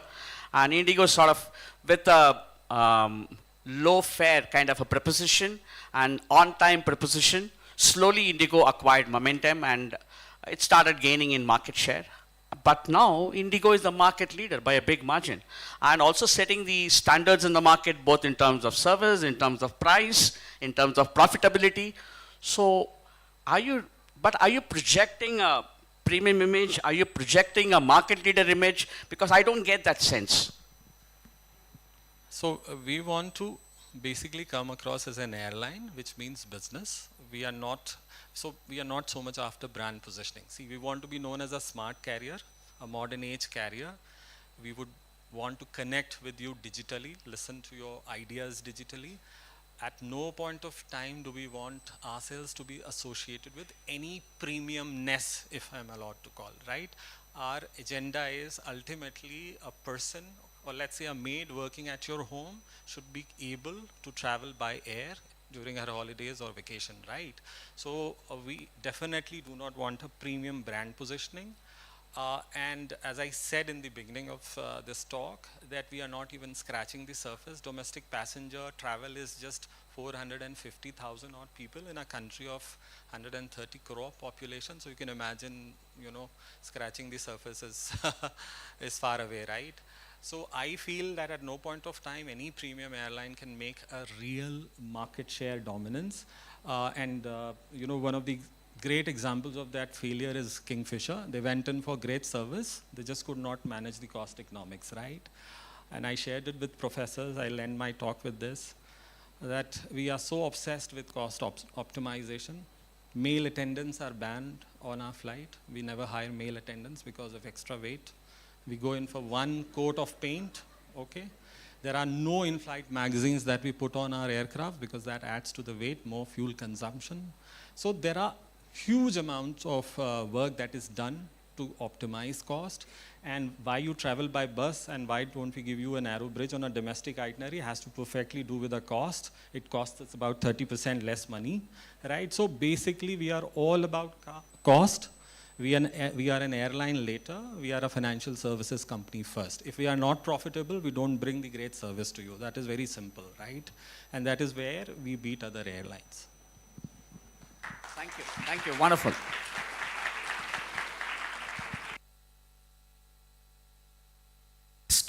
I would request Professor Madhuvira Raghavan, Professor Aditya Mohan Jadhav, and Professor Durga Prasad to please come on the stage to felicitate the guests.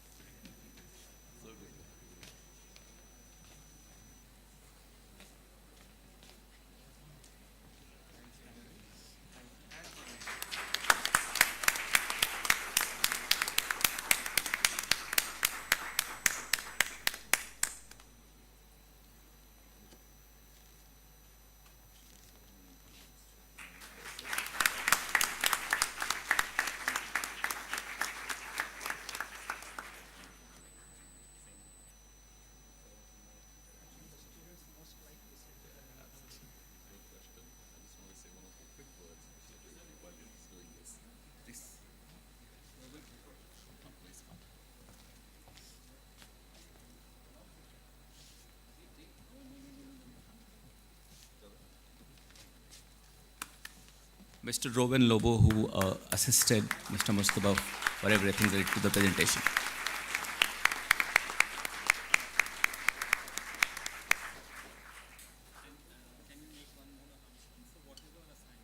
And we order. I named would need the name list of those students and their contact details. I'll get that. Yeah, but do.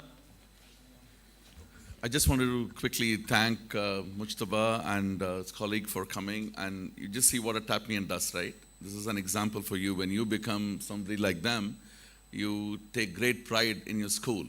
And since yesterday we've been discussing a lot, and today he just came up and offered 2 internships, a placement opportunity. You just don't do that like that, right? So that's what you have to learn. It's all very good to see all the wonderful stuff they did, but when he started his talk, he said, I am a Tapmian and I've come home. That is something all of you should learn as Tapmians. So thank you very much. And we look forward to hosting you at Manipal with your batch. And he's asked me to come and do the simulator at his office. So I'll probably take up on the opportunity and I'll fly with him.